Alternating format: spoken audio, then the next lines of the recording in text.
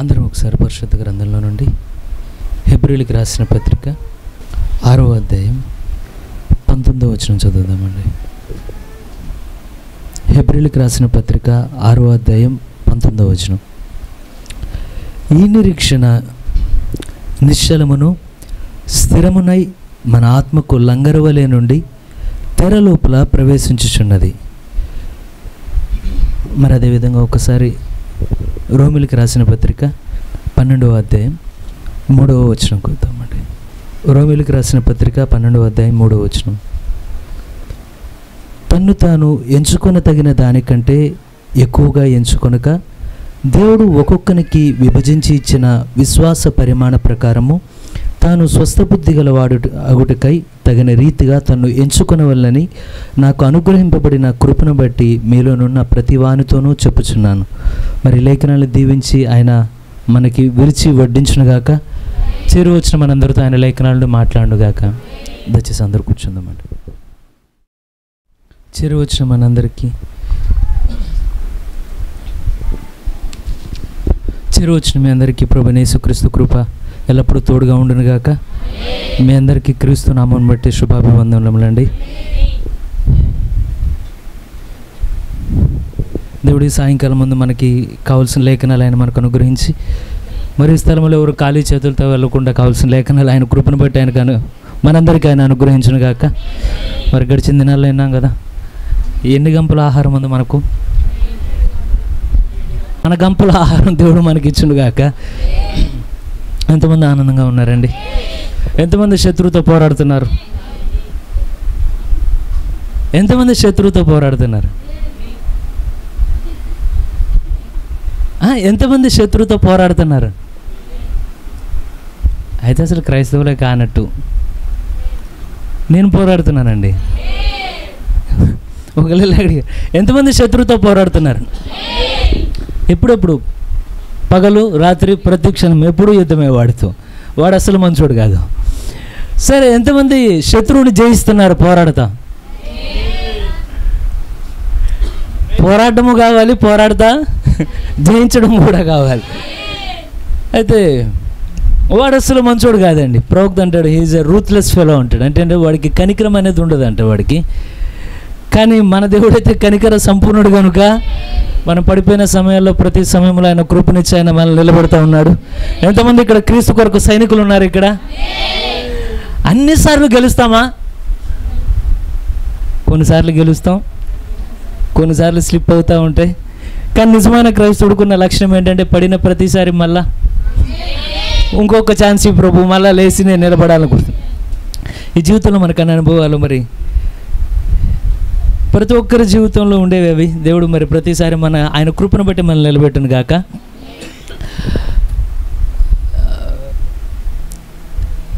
మరి వర్తమానం ఎలా ప్రారంభించాలో ఎలా ముగించాలో ఏమైనా ఆలోచన లేదు. మరి దేవుడే అర్థమయ్యేట్లు తగిన ఆలోచన ఇచ్చి నడిపించును గాక.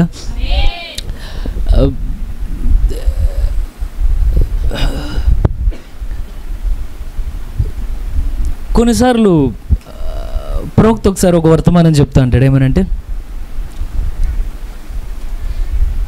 అనేకసార్లు ఆయన అనుకునేవాడంట నేను మంచి ప్రసంగికుని అనుకున్నాడంట. మొట్టమొదట్లో పరిచర్య ప్రారంభంలో అనుకొని ఎప్పుడైతే ఆయనకి మొత్తం డాక్టర్గా అంటే పాస్టర్గా ఉండడానికి ఆయనకి ఆ సర్టిఫికేట్స్ ఏవైతే స్టార్టింగ్లో ఆయన ఏ డినామినేషన్ ఆయన అండి? బ్యాప్టిస్ట్ డినామినేషన్లో నుండి వచ్చాడు ఆయన. ఎప్పుడైతే డినామినేషన్లో వచ్చాడో ఆయన పాస్టర్గా చేశారు. చేయగానే ఆయన ఎప్పుడైతే బయటకు వచ్చారో ఆయన అనుకున్నాడట నేను ఇక బయటికి రాగానే వాళ్ళు మొత్తం అంతా నీట్గా టై గీ పెట్టి మొత్తం అంతా చేతిలో బుక్కులు అన్నీ పట్టుకునేవాడంట, నోట్స్లు అంతా రాసుకొచ్చుతా. బయటకు వచ్చినప్పుడల్లా ఫీలింగ్ ఉండేదంట బయట తిరిగేటప్పుడు. ఏమనంటే నేను ప్రసంగికుడిని అనుకునేవాడంట, నేను ఒక ప్రీచర్ని అనుకునేవాడట. ఎప్పుడైతే నేను ప్రీచర్ని అనుకున్నాడో ఒకరోజు ఒక మీటింగ్లోకి వెళ్ళి కూర్చున్న తర్వాత ఒక ప్రీచర్ మరొక బోధకుడు ఆ వాక్యం చెప్పడం ప్రారంభించాడు ఆరాధనా స్థలంలో. చెప్పంగానే వెంటనే అనిపించిందంటే నేను ప్రసంగికుడు కాదు అని అప్పుడు అర్థమైందట. కారణం ఏంటంటే ఇప్పుడు రోమిలికి రాసిన పత్రికలో పౌలు ఏమంటాడంటే తన్ను తాను ఎంచుకోనదగిన దానికన్నా ఏ ఒక్కరు ఎక్కువగా ఎంచుకోమాకండి అని. కారణం ఏంటంటే మీరు ఎవరైనా గమనించండి, దేవుడు మనకిచ్చిన 5 ఇంద్రియాలు ఏంటివి? కన్ను చూడడం, వినడం, ఇంకా రుచి చూడడం. ఈ 5 లేకపోతే ఇక మనిషి బతికిన ఏ ప్రయోజనం ఉండదు. మరి ఆత్మకున్న 5 ఇంద్రియాలు ఏంటివి?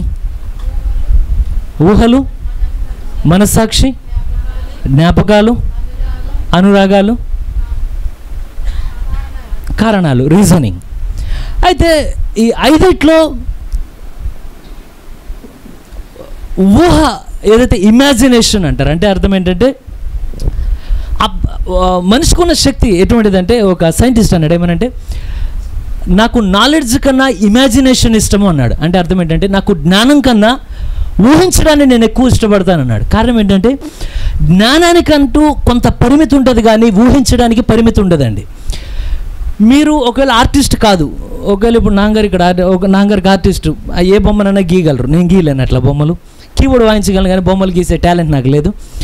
కానీ ఇప్పుడు ఒక ఆర్టిస్ట్ ఏం చేయగలడంటే, ఒకవేళ ఇలా బొమ్మ కావాలి అంటే బొమ్మని గీసి చూపించగలడు. అంటే ఎవరైనా ఆర్టిస్ట్ మనకు చూపించగలరు, ఇదిగో బొమ్మ గీసి ఇదిగో బొమ్మ ఇలా ఉన్నదని. కానీ ఈ ఊహ అనేది మనిషిలో ఉన్నది ఎంత శక్తివంతమైనదంటే, నువ్వు ఆర్టిస్ట్ అయినా కాకపోయినా, నువ్వు మ్యూజిక్ ప్లే చేసినా చేయకపోయినా, అసలు ప్రపంచంలో లేని చిత్రాన్ని నీ ఒక్క మైండ్లో నీకు నీవుగా గీసేయగలవు. ఎవరు గీయక్కర్లేదు. ఇది నీ మైండ్కి. అంటే దేవుడు ఎటువంటి శక్తిని ఇచ్చాడంటే, ఒక కార్యాన్ని ఊహిస్తే అది ఎక్కడా లేదు అసలు ప్రపంచంలో. కారణం ఏంటంటే మీరు గమనించండి, నేను రీసెంట్గా కూడా విన్నా, చిన్నపిల్లలకి ఎక్కువ ఇవి చూపించద్దు అంటారు. ఏమనంటే ఇవి చూపిస్తారు కదా కార్టూన్ నెట్వర్క్లో, అవి ప్రోగ్రామ్స్ చిన్న చిన్నవి. వాటిలో ఒకటి ఈ మధ్యన కోకో మిలాన్ అని, చాలామంది పిల్లలు చూస్తారు దాన్ని. ఆ కోకో మిలాన్ని చాలామంది ఏమన్నారంటే, అంటే సైంటిస్టులు కానీ డాక్టర్స్ కానీ, మీరు ఏ విధమైన ప్రోగ్రామ్ అన్నా చూపించండి, నేను చెప్పట్లా చూపించమని, ఆయన చెప్పాడు. ఇప్పుడు మన సుదర్శన్ చూపించమని, ఏ ప్రోగ్రామ్ అయినా చూపించండి కానీ కోకో మిలాన్ చూపించబాకండి అని చెప్పారు. కారణం ఏంటంటే, ఎప్పుడైతే పిల్లలు దాన్ని అలా చూస్తూ ఉంటారో, ఏ మిగతా ఛానల్స్లో మిగతా స్టోరీలో లేని, అంటే మిగతా కార్టూన్ నెట్వర్క్స్ మిగతా ఏవే ఉంటాయో ఆ ప్రోగ్రామ్స్లో లేని ఒక లాజిక్ దీంట్లో ఉన్నది. వాళ్ళు ఏం చేశారంటే, పిల్లల్ని ఆకర్షణీయంగా అలా పట్టు ఉంచడానికి అక్కడ దాకా. ఎందుకంటే ఉదాహరణ చెప్పాలంటే, ఒకరోజు మేము కీలేష్పురం నుండి వస్తున్నాం ఇక్కడికి, కీలేష్పురం అనుకుంటున్నా, కీలేష్పురమో లేదా ఎవరో వివాహానికి వెళ్ళేసి వస్తున్నాం. వచ్చేటప్పుడు మా కారులో ఉన్నోడు ఏడవడం మొదలు పెడితే, దాదాపు మేము ప్రకాశం బ్యారేజ్ దగ్గర ఉన్నాం, అక్కడి నుండి అక్కడే ఏడుస్తున్నాడు ఆకలికి, మామూలుగా ఏడవట్లా, దుమ్ము రేపేస్తున్నాడు ఇంట్లో. చిన్నవాడు ఎప్పుడైతే ఏడుస్తుంటే వాళ్ళు మాకు ఒక సీక్రెట్ చెప్పారు. ఈ బుడ్డోడు ఇంత ఏడ్చేవాడిని ఆకలితో అలమటించి, అసలు నువ్వు చూస్తే జాలేస్తుంది కదా, ఇలాంటి వాడిని ఏడు పాపించాలంటే ఒకే ఒక్క ఫార్ములాను, నువ్వు ఎత్తుకొని తిప్పు ఆపుడు, నువ్వు ఏం చెయ్యి ఆపుడు. మా దగ్గర ఫుడ్ కూడా లేదు, అప్పుడు మిల్క్ ఏదో పట్టాలి ఇంటి దగ్గర. వీడికి కానీ కోకో మిలాన్ పెట్టావనుకో, నువ్వు ఇంటికి వెళ్ళేదాకా నోరెత్తడన్నారు. అనగానే ఏడుస్తా అసలు దుమ్ము రేపేస్తున్నాడు కారులో. వెంటనే ఆ ఫోన్లో కోకో మిలాన్ పెట్టంగానే అసలు వీడియో కూడా చూడాలి, దానికి సౌండ్ వస్తుంది, టింగ్ టింగ్ టింగ్ టింగ్ అని ఏదో సౌండ్ వస్తుంది దాంట్లో. ఆ సౌండ్ రాగానే విచిత్రం ఏంటంటే, మేము ఎవరి సాయశక్తిలో ఎవరెంత చేసినా ఏడు పాపనోడు ఆ సౌండ్ అనగానే గప్చుప్ అయిపోయాడు. వెంటనే నాకు స్టన్ అయిపోయాను, అసలు ఒక ప్రోగ్రామ్కి ఇంత పవర్ ఉన్నదా అని. కారణం ఏంటంటే, ఎప్పుడైతే ఆ పిల్లలు ఆ వీడియో చూస్తారో దాంట్లో ఒక చిన్న ట్రిక్ చేశాడు. ఏమనంటే, ఎప్పుడైనా ఏదైనా మూవీ కానీ ఏదైనా చూసేటప్పుడు ఆ స్క్రీన్ అలాగే ఉంటుంది. ఒకవేళ పువ్వును చూపిస్తున్నారు అనుకోండి, అలా పువ్వు దగ్గర కెమెరా వెళ్తూ ఉంటుంది. కానీ వాళ్ళు చేసిన చిన్న లాజిక్ ఏంటంటే, ఆ కోకో మిలానో ఏదో మిలాన్ అది, ఆ ఛానల్ మొత్తంలో ఎక్కడా స్క్రీన్ 30 సెకండ్లు 5 సెకండ్లు అనుకుంటా, 5 సెకండ్ల కన్నా ఎక్కువ ఉండదు. టక్క ఎంత సెకండ్స్లోనే స్క్రీన్ ఇలా మారిపోతుంటుంది, కలర్స్ మారిపోతాయి. ఇవన్నీ మారినప్పుడు చిన్న వయసులోనే వాళ్ళు ఒక ఇమాజినేషన్ వరల్డ్లోకి వెళ్ళిపోతారు. అంటే ఏంటంటే, ఒక ఊహ ప్రపంచంలోనే వెళ్ళిపోతారు. ఎవరు ఉండరు ఆ ప్రపంచంలో, ఆ లొక్కలే ఉంటారు అక్కడ. ఎప్పుడైతే ఆ వీడియో అలా చూడంగానే ఆ వీడియోలో ఏ స్టేజ్కి వెళ్ళిపోతారంటే, ఆ కోకో మిలాన్ వీళ్ళే, ఆ లోపల బస్సులో వెళ్తుంది వీళ్ళే, వాళ్ళు వెళ్ళే అక్కడ ఏం జరుగుతున్నా వాళ్ళు ఎంత లోపలికి వెళ్ళిపోతారంటే, ఎంతమందికి అర్థమవుతుంది నేను చెప్పేది? ఊహకి అంత శక్తి ఉన్నదండి. ఎప్పుడైతే నువ్వు చూడగా అసలు ఆ ప్రపంచమే లేదు, అది భూమి మీద నువ్వు ఎక్కడ ఎతికినా కోకో మిలాన్లో కనబడే కలర్లు ఎక్కడా కనబడో ఆ స్టోరీ లేదు. కానీ కేవలం నువ్వు అలా కూర్చొని చూడగా అదే నీకు ఒక నిజమైన ప్రపంచం అయిపోతుంది. వాళ్ళు చెప్తున్నారు, వాళ్ళు ఎదిగిన తర్వాత వాళ్ళు సరిగ్గా వాళ్ళ మైండ్ ఎదుగుదల ఉండేది.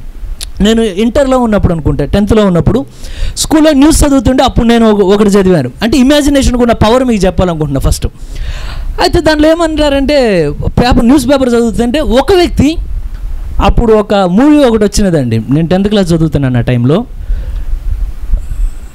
జన్మలు ఉన్నట్టు, అంటే ఒక జన్మలో చనిపోతే మరొక జన్మలో తిరిగి వాళ్ళనే కలుసుకోవడం, ఇట్లాంటిది ఒక సినిమా తీశారు. అప్పుడు నేను లోకల్లో ఉన్నా, అంటే చర్చిలో ఉన్నా కానీ లోకల్లో ఉన్నా, రెండిట్లో కలుపుకున్నా. నేను చూశాను అప్పుడు.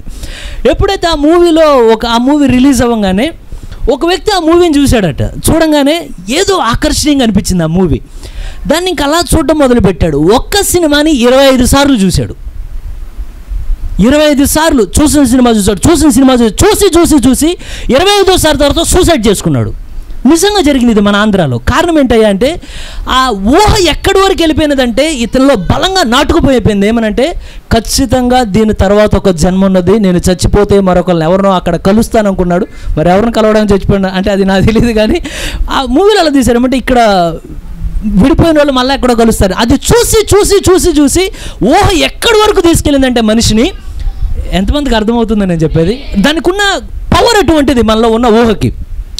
కారణం ఏంటంటే ఒకవేళ ఇక్కడ ఉన్న వాళ్ళని కదిపాను అనుకోండి, ఇక్కడున్న చాలామందికి కొన్ని ఊహలు ఉంటాయి. ఏమనంటే కొంతమందిని ఇప్పుడు మనం స్కూల్లో కానీ ఎక్కడ చూసినా వాళ్ళు ఉన్న ఫీలింగ్ ఏమనంటే ఈ స్కూల్లో ఉన్న అందరికన్నా నేనే అందగత్తెనే అన్న ఫీలింగ్ ఉందనుకోండి.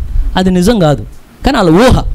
ఆ ఊహ ఎక్కడి వరకు తీసుకెళ్ళిపోద్దంటే అసలు చుట్టుపక్కల ఎవరు లేకపోయినా వీళ్ళు నడిచేటప్పుడు వాళ్ళు నన్నే చూస్తున్నారు, ఎవరు చూడరు. అది ఎవరు చూడరు. అక్కడ ఎక్కడికి వెళ్ళి ఏమనంటే ఈ స్కూల్ మొత్తంలో నేనే.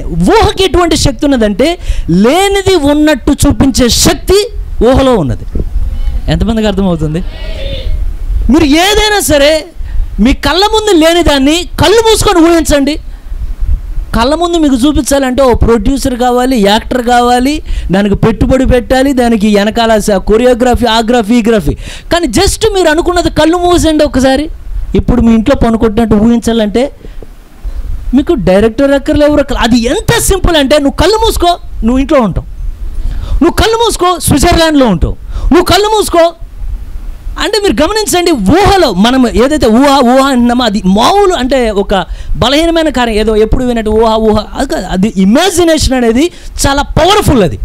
అది ఎక్కడి వరకు తీసుకెళ్తుంది అంటే ఒక విశ్వాసిని ఒక్కోసారి కూర్చొని నాకు వచ్చిన శ్రమ ఈ ప్రపంచంలో ఎవ్వరికి రాలేదనే అంతవరకు తీసుకెళ్తుంది. అది ఎంతమందికి అర్థమవుతుందో?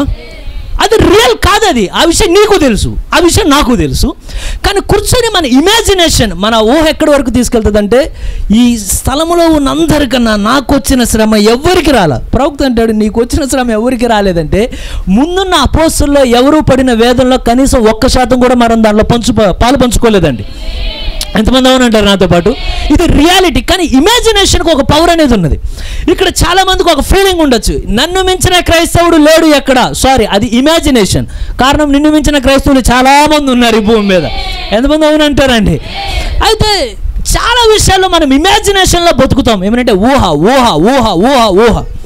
కానీ ఊహ ఎటువంటిదంటే లంగర్ లేని భక్తి జీవితం లాంటిదండి. నువ్వు ఎంతకాలం అయితే నువ్వు ఒక విషయాన్ని ఊహిస్తా. ఎందుకంటే జీవించడానికన్నా బోర్ కొడుతుంది, కానీ ఊహించడానికి బోర్ కొట్టదు. ఏముండదు అక్కడ సమస్య. కానీ కూర్చొని ఊహిస్తా అలా ఉండాలంటే ఆ ఊహ ఎక్కడి వరకు తీసుకెళ్తుంది అంటే ఒక మనిషి చనిపోయేంత వరకు తీసుకెళ్ళగలదు. ఒక ఊహ అంటే జస్ట్ ఇమాజినేషన్ అలా కూర్చొని ఉంటే అది చాలా పవర్ఫుల్. ఇప్పుడు పౌలు అంటున్నాడు నీ ఇమాజినేషన్లో నువ్వు అనుకునే దానిలో నువ్వు ఉన్న స్థాయి ఉన్నది కదా, దేవుడిచ్చిన స్థాయి, దానికన్నా ఎక్కువ అనుకో మాకు. నువ్వే స్థాయిలో ఉన్నావో దయచేసి కొంచెం రియాలిటీలోనికి రా. ఒకవేళ నేను ఇక్కడ అందగత్తిని అని ఎవరిని అనుకుంటే, మీరు అనుకోరు, ఒకవేళ బయట ఎవరిని వింటే అప్పుడేమంటామంటే అమ్మా కొంచెం తగ్గి కొంచెం రియాలిటీలోనికి రా. ఇప్పుడు నేను అదే చెప్పాలనుకున్నా. ఒకవేళ నువ్వు కానీ ఒకవేళ ప్రభు వీళ్ళు ఎవ్వరు లేని సమస్య నాకే వచ్చింది, కొంచెం రియాలిటీలోనికి రా. ఎంతమందికి అర్థమవుతుందండి? ఒకవేళ నువ్వు అనుకున్నావు అనుకో, ప్రభు ఇక దీన్ని వివరించుకుంటూ వెళ్తే ఇది మీకు వదిలిపెడుతున్నా, క్లూ ఇచ్చా, మీ లైఫ్లో మీరు ఏమేమి ఇమాజిన్ చేస్తున్నారో అయినా ఒక్కసారి తీసుకోండి. కారణం ఏంటంటే ర్యాప్చర్ ఎన్నడూ ఇమాజినేషన్ మీద జరగదండి. నువ్వు కూర్చొని ఊహిస్తా ఉంటే ర్యాప్చర్ జరగదు. ఖచ్చితంగా ర్యాప్చర్ అనేది రియాలిటీలోనికి రావాలి. అది నీ జీవితంలో అది వాస్తవం అయ్యేంత వరకు ఏ ఆశీర్వాదం నువ్వు దేవుని నుండి పొందుకోలేవు. ఇప్పుడు రెండు పక్కన పెడుతున్నా మీ ముందు. ఒకటి ఇమాజినేషన్ అంటే ఊహ. ఒకవేళ నేను ఇంగ్లీష్లో పదం వాడినా మీకు ముందే చెప్తున్నాను. ఇమాజినేషన్ అంటే ఊహ. ఊహ ఒకవైపు పెడదాం, 2 రియాలిటీ ఒకవైపు పెడదాం. ఎంతమందికి అర్థమైందండి? ఒకవైపు ఏం పెడదాం త్రాసులో? ఊహ. నేను ఎవరికి మీకు వివరించక్కర్లా. ఇప్పటికి మీరు ఇంకా అసలు ఇప్పుడు కూర్చున్న క్షణాల్లోనే ఎన్నో ఊహించుకొని ఉంటారు మీరు. నేను మీకు చెప్పకముందే ఎన్నో టక్క టక్క టక్క ఎక్స్ప్రెస్ లాగా, అంటే బస్ అన్న లేట్కి వస్తుందేమో ఏమన్నా లేట్, కానీ ఊహల మాటికి అసలు టక్క టక్క టక్క టక్క స్క్రీన్లో కోకో మినిట్ కన్నా ఫాస్ట్గా స్క్రీన్లు మారిపోతాయి మన ముందు టక్క టక్క టక్క. సరే, మీ ఇమాజినేషన్స్ అన్నీ ఒకవైపు పెడదాం. ఈరోజు ఎక్కడ? దేవుని బలిపీఠం దగ్గర. మీ రియాలిటీ తీసుకొచ్చి, మీ రియాలిటీ నా రియాలిటీ, అంటే మీరు ఏ స్థితిలో ఉన్నారు, నేను ఏ స్థితిలో ఉన్నా, ఈ 2 వాస్తవాలు ఒకవైపు పెడతాం. రెండిట్లోకి వద్దామా? ముందు నేను కోరుకుంటున్నా ప్రభువా, ముందు ఒక విషయం నేను అడగాలి. ఎంతమంది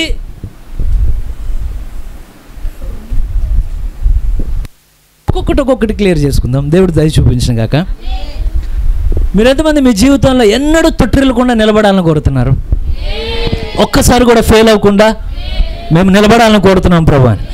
సరే, క్రైస్తవ జీవితంలో ఉన్న ఫండమెంటల్స్, ప్రాథమికమైన అంశాలు ఈరోజు చూద్దామండి. ఎంతమంది పరిశుద్ధ గ్రంథం రియాలిటీ అని మీరు నమ్ముతారు? పరిశుద్ధ గ్రంథం ఇమాజిన్ కాదు, రియాలిటీ అంటే ఊహ కాదు. ఇది సంపూర్ణంగా ఆదికాండం 1:1 నుండి ప్రకటన గ్రంథం 22 అధ్యాయం చివరి ఎన్నో వచనము నేను చూసి చెప్తానండి, మీరు చూడకపోయినా. 21వ వచనం వరకు మొత్తం వాస్తవాన్ని నమ్ముతారా? ఏది ఊహ కాదు, సంపూర్ణంగా A to Z సంపూర్ణంగా రియాలిటీ అని. అంటే మీరు యోనా నీ చేప మింగిందంటే నమ్ముతున్నారా? యెహోషువ మాటిస్తే సూర్యుడు ఆగిపోయాడని నమ్ముతున్నారు. ఒక ఆయన కర్ర ఎత్తితే సముద్రమే నిలబడిపోయిందని నమ్ముతున్నారు. కేవలం కేకలేస్తే బలమైన గోడలు పడిపోయినని నమ్ముతున్నారు. మీరు ఊహిస్తున్నారా, నమ్ముతున్నారా? పక్కా నమ్ముతున్నారా? సరే, షిండే గారు అంటారు ఏమనంటే, మీరు ఎంతమంది ఆదికాండం నుండి ప్రకటన వరకు నిజమని నమ్ముతున్నారని. ఆమె కానీ ఆయన అంటారు, నేను ఇక్కడ బైండింగ్ దగ్గర నుండి ఇక్కడ వరకు నేను నమ్ముతున్నాను. కారణం ఏంటంటే దీని మీద ఏముంటుంది? మొట్టమొదటిగా పరిశుద్ధ గ్రంథం. నిజమే, ఈ పరిశుద్ధ గ్రంథంలో ఒక్కటి కూడా తప్పు మాట లేదు, కానీ సంపూర్ణంగా నిజమే రాసున్నది. ఎంతమంది వాస్తవాన్ని వాస్తవంగా తీసుకుందామని కోరుకుంటున్నారు? ఊహలు లేకుండా రియాలిటీలోనికి రావడానికి దేవుడు దయచూపును గాక. ఒక్కసారి మీరు ఎవరైనా నాకు కొంచెం వచనం సహాయం చేయండి. నేను రాసినట్లేను. పేతురు రాసిన పత్రికలో పేతురు చెప్తుంటాడు, ఈ లేఖనాలు ఊహన వల్ల కలగలేదు కానీ, మొదటి పేతురు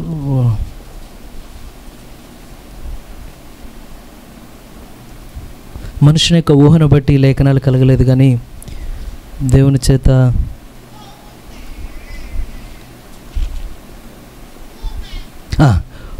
పేతురు రాసిన 2వ పత్రిక 1వ అధ్యాయము. పేతురు రాసిన 2వ పత్రిక 1వ అధ్యాయం 21వ వచనం అండి.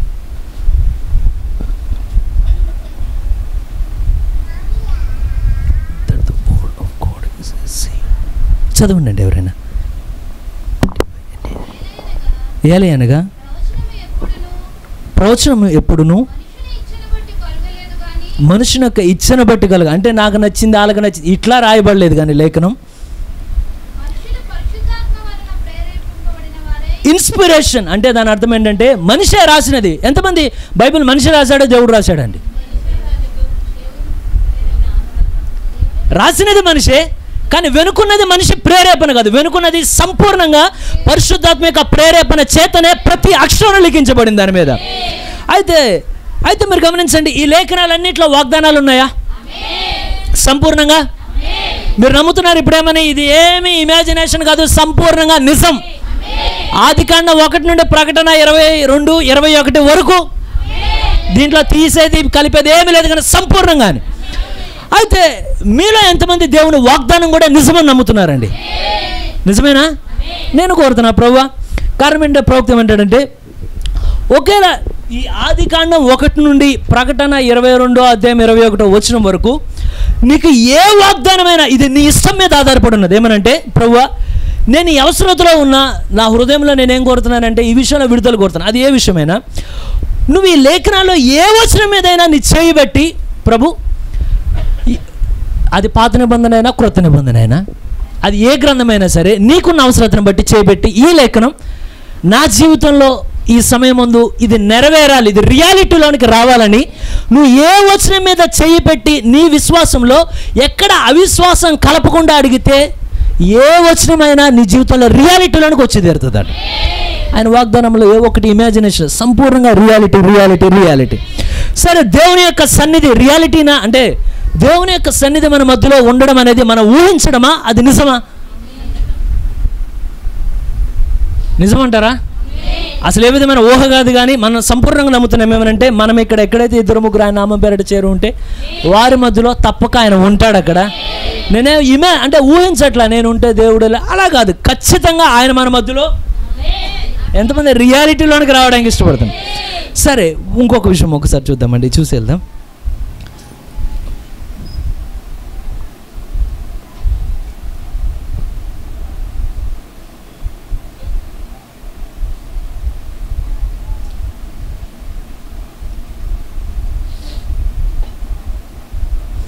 సరే, మిమ్మల్ని దేవుడు పిలిచింది వాస్తవమే అంటారా? మిమ్మల్ని పేరు పేరు చెప్పిన ఒక్కొక్కరిని ఏర్పాటు చేసుకున్నది అది ఊహ అంటారా? ఖచ్చితంగా మీ విషయంలో అది రైట్ అంటారా? అంటే నిజంగా ఆయనే నన్ను పిలిస్తేనే నేనుగా ఆయన కృపను బట్టి ఆయన సన్నిధిలోకి వచ్చా. ఈ వర్తమానంలో నేను ఊహను బట్టి రాలా, లేకపోతే ఎవరో ప్రీచర్ బాగా ప్రీచ్ చేశాడని రాలా, లేకపోతే ఎవరో జీవితాన్ని బట్టి కాదు. కానీ సంపూర్ణంగా ఈ వర్తమానంలోకి నేను రావడం కారణం కరడును పిలిచినట్లుగా ఆయన వాక్యంలో నా పేరు రాయబడి ఉన్నది కనుక, సంపూర్ణమైన నిశ్చయతతోనే ఈ వర్తమానం లోపల అడుగు పెట్టా కనుక, ఇది ఎంతమందికి ఊహ, ఎంతమందికి రియాలిటీ? ఎంతమంది రియాలిటీ అండి? మీకు అంటే కారణం ఏంటంటే, పౌలు ఏమంటాడంటే, ఎప్పుడైతే ఒకవేళ ఈ సంపూర్ణమైన వాస్తవికత, అంటే దీన్ని కరెక్ట్గా నేను తెలుగు పదం ఏముంటుందంటే వాస్తవం అంటారు. దీన్ని వాస్తవమా కాదని ఒక విషయంలో ఈ క్రైస్తవ జీవితంలో నేను ఏ అంశాన్ని తీసుకున్నా ఒక సంపూర్ణంగా అది మన కళ్ళ ముందు రియాలిటీ, అంటే మన కళ్ళ ముందు అది వాస్తవంగా అది మనం ఒకటి కాకుండా ఉంటే, నీ ఆత్మీయ జీవితంలో ఏ క్షణంలోనైనా ఒక 10 సంవత్సరాలు ఉన్న తర్వాత 11వ సంవత్సరంలో పడిపోయే ఛాన్స్ ఉంటుంది. కానీ ఎప్పుడైతే దీన్ని ఊహించకుండా మన స్థాయికి తగ్గి, ప్రభువా దయచేసి నీ లేఖనంలో ఉన్న ప్రతిదీ నాకు కేవలం వినడం కాదు, కేవలం అర్థం చేసుకోవడం కాదు, కేవలం చదవడం కాదు, కానీ నాకు దాని యొక్క రియాలిటీ నాకు చూపించు, దాని యొక్క వాస్తవం ఏంటో నాకుగా దాన్ని దయచేసి నీ కృపను బట్టి నాకే బయలుపరిస్తే, అప్పుడు మీ భక్తి జీవితం నా భక్తి జీవితం ఎలా ఉంటుందంటే, హెబ్రీయులకు రాసిన పత్రికలో పౌలు చెప్తున్నట్టు, లంగరు వేసిన ధోనికి లంగరు వేయని ధోనికి చాలా తేడా ఉంటుందండి. నేను గడిచిన దినాలు అసలు లంగరు అంటే నేను చాలాసార్లు ఏమనుకున్నా అంటే, ఒక చిన్న తాళ్ళలాగా ఉండి దానికి ఒక హుక్ ఉండి పడవ వెళ్ళంగానే లేస్తే లోపలికి వెళ్ళి పట్టుకుంటుంది, అది నాకు తెలిసినంతవరకు. కానీ నిజానికి పెద్ద పెద్ద షిప్పుల్లో ఒక లంగరును కిందకేసేటప్పుడు దుమ్ము రేగిపోద్ది ఆ స్థలంలో. కేవలం లంగర్ ఇట్లా కిందకి వెళ్తుంటే చూసే వాళ్ళకి వణుకు పుడుతుంది, ఆ సౌండ్ తట్టుకోలేరండి. కారణం ఏంటంటే, ఆ ఒక్క లంగర్ ఏదైతే హుక్కు కిందకి వెళ్ళి ఒక రాయిని కానీ భూమిని కానీ పట్టుకుంటుందో, ఆ ఒక్కటే 20 టన్నులు ఉంటుందంట. 20 టన్నుల బరువు అండి ఒక్క లంగర్. చైన్ కాదు, కేవలం ఆ కిందకి వెళ్ళి, టన్ అంటే ఎంతన్నా 1000 కిలోలు కదా. ఇప్పుడు మీరు ఊహించండి, 20 × 1000 కిలోలు వేస్తే అదెంత బరువు ఉంటుందో అంత. ఎందుకంటే షిప్ ఒక ఊరు ఉన్నట్టు ఉంటుంది, వెనకేపాడు గ్రామం అంతా పెట్టేచ్చు ఓ షిప్లో. దీని అంతటి నువ్వు తాడుగట్టి కింద పెడితే ఎలా ఉంటుంది అంటే, సింహాన్ని పురుకోసి తాడు కట్టినట్టు ఉంటుంది. కానీ ఇప్పుడు ఏమేవాలంటే, లంగరు చాలా బలంగా ఉంటుందండి. ఇంత లంగర్ని షిప్లో అలా కట్టు ఉంచుతారు దాన్ని. దీనికి చాలా పొడవైన చైన్ చుట్టి ఉండి దీనికి ఒక లాక్ ఉంటుంది. ఆ లాక్ తెంపాలంటే చిన్న తాళం కాదు అది, దానికి గొడ్డలు లాంటిది ఒకటి తీసుకొని దానికి సీలేసి ఉంటుంది అన్న, మల్నాడ సుత్తి లాంటిది. మనకంటే ఈ లాంగ్వేజ్ కొంచెం ఈ పదాలు కొంచెం మనకు కొత్త. దాన్ని పట్టుకొని నేను అసలు ఆశ్చర్యపోయా. లంగరేయడం అంటే ఏదో అనుకున్నాం, లంగరేయడం అంటే ఇది మామూలు విషయం కాదని. ఎప్పుడైతే ఆ చైన్ అంతా అలా ఉంటుంది, వాళ్ళు కానీ సరే ఇక్కడ ఆపాలి, మన ధోని అటు ఇటు వెళ్ళకూడదంటే, అప్పుడు చెప్పంగానే బలంగా ఒక్కసారి దాన్ని ఇలా కొడతారు, జస్ట్ చైన్ లీక్ తెగడానికి, ఆ లంగర్ కిందకి వెళ్ళడానికి. అక్కడ వచ్చే బరువు ఎంత ఉంటుంది అంటే జస్ట్ ఇలా టైట్గా ఉన్నదాన్ని మనం కట్ చేయగానే స్పీడ్గా వెళ్ళిపోతుంది కదా. ఆ లంగరు మొత్తం ఇక్కడ ఉన్నప్పుడు దాన్ని తెంపంగానే అది కిందకి వెళ్ళే వేగం ఎంత ఉంటుందంటే, ఒకవేళ జస్ట్ ఆ చైన్ మీద మనం కూర్చున్నాం అనుకోండి, మనం వెళ్ళిపోతాం అడుగు సముద్రానికి. మొత్తంలో ఇక్కడ కూర్చుని అందరు లాక్కి వెళ్ళిపోతుంది ఒక ట్రిప్కి, అంత స్పీడ్గా. అంటే మనిషి ఇది కొట్టంగానే వెనక్కి పరిగెత్తుకుంటూ వెళ్ళిపోతారు, మామూలు వేగంగా వెళ్ళదు కిందకి. అది చూసి ఇదా లంగర్ వేయడం, పౌలేదో ఊరికే పురుకొస్తాడుతో వేసేదో చిన్న తాడుతో వేసేది చెప్పట్లేదు. లంగర్ అంటే ఒక్కసారి లంగర్ పడిందంటే ఇక ఏ తుఫాను వచ్చినా ఏం వచ్చినా సరే ఇక కదిలే ప్రసక్తే లేదు ఇది అక్కడ. ఇప్పుడు పౌలు దాని ఉదాహరణకి తీసుకొని మాట్లాడుతున్నాడు సంఘంతో. ఒకవేళ ఒక షిప్కే లంగర్ అలా ఉంటే ఒక వ్యక్తి జీవితం, ఎందుకంటే మీరు నేను ఇక్కడికి కేవలం స్వస్థత కోసం రావాలా, కేవలం డబ్బు కోసం, దేనికోసం? మనం దేనికోసం వచ్చామంటే నిత్య జీవం కొరకు వచ్చామంటే మనకున్న లంగర్ ఎంత పొదునైనదిగా ఉండాలి, అది ఎంత బలంగా ఉండాలి, అది ఎంత లోతుగా ఉండాలి, అది ఎంత పట్టుకొని భూమిలో ఉంటే. ఎందుకంటే మనం అనుకున్నంత ఈజీ కాదండి క్రిస్టియన్ లైఫ్. ఎప్పుడు ఏం జరుగుద్దంటే, నువ్వు ఒకవేళ మీరు కానీ నేను కానీ ఇమాజినేషన్లో అంటే ఊహలో బతుకుతున్నాం అనుకోండి, ఎప్పుడైనా గట్టి ఆలోచిస్తే ఇక ధోనికి అడ్రస్లు ఉండవు. అంటే మనం ఊహలో బతుకుతాం, నేను క్రైస్తవుణ్ణి, నేను క్రైస్తవుణ్ణి, నేను క్రైస్తవుణ్ణి. దేవుడి దగ్గరికి వెళ్ళి సాతాను అడుగుతాం, ఒక్క ట్రిప్ ప్రభు ఒక్కసారి అని. ఒక్క రౌండ్ అవ్వగానే వెంటనే ఇక ధోని ఉండదు, ఏముండదు ధోని మొత్తం. ఏరి బిలీవర్ అంటే ఇంకెక్కడ కనబడేది, అయిపోయింది, ధోని కింద లంగర్ లేదేమీ లేదు. కానీ ఇప్పుడు మనం ఒక ఊహలో ఉంటే ఇప్పుడు అయ్యే పని కాదు ఇది. ఈరోజు మనం వచ్చింది ఊహతో ఉండేపోవడానికి కాదు. ఇప్పుడు ఖచ్చితంగా ఏమవ్వాలంటే, నువ్వు చదివేది, నువ్వు వినేది ఖచ్చితంగా 100%, 100కి 100% నీ జీవితంలో వాస్తవం అయితేనే నీ భక్తి జీవితం పడకుండా ఉంటుంది. అది అక్కడ ఎంతమందికి అర్థమవుతుందండి? ఇకేమవ్వాలంటే పర్ఫెక్ట్గా ఇంకా ఏమి జరిగినా సరే ఈ షిప్ ఇటు పోవడానికి వీల్లేదు, ఇటు పోవడానికి లేదు, ఇటు వెళ్ళడానికి కరెక్ట్గా ఫిట్ అయి ఉండాలి. ఎంతమంది కోరుతున్నారు ప్రభువా మా జీవితాలు అటు ఇటు ఊగిపోకుండా లంగరేసిన ధోనిలాగా కరెక్ట్గా ఏ ప్లేస్ లాగితే? ఆమేన్. దేవుడు అందరికీ అట్లా దయ చూపించిన గాక.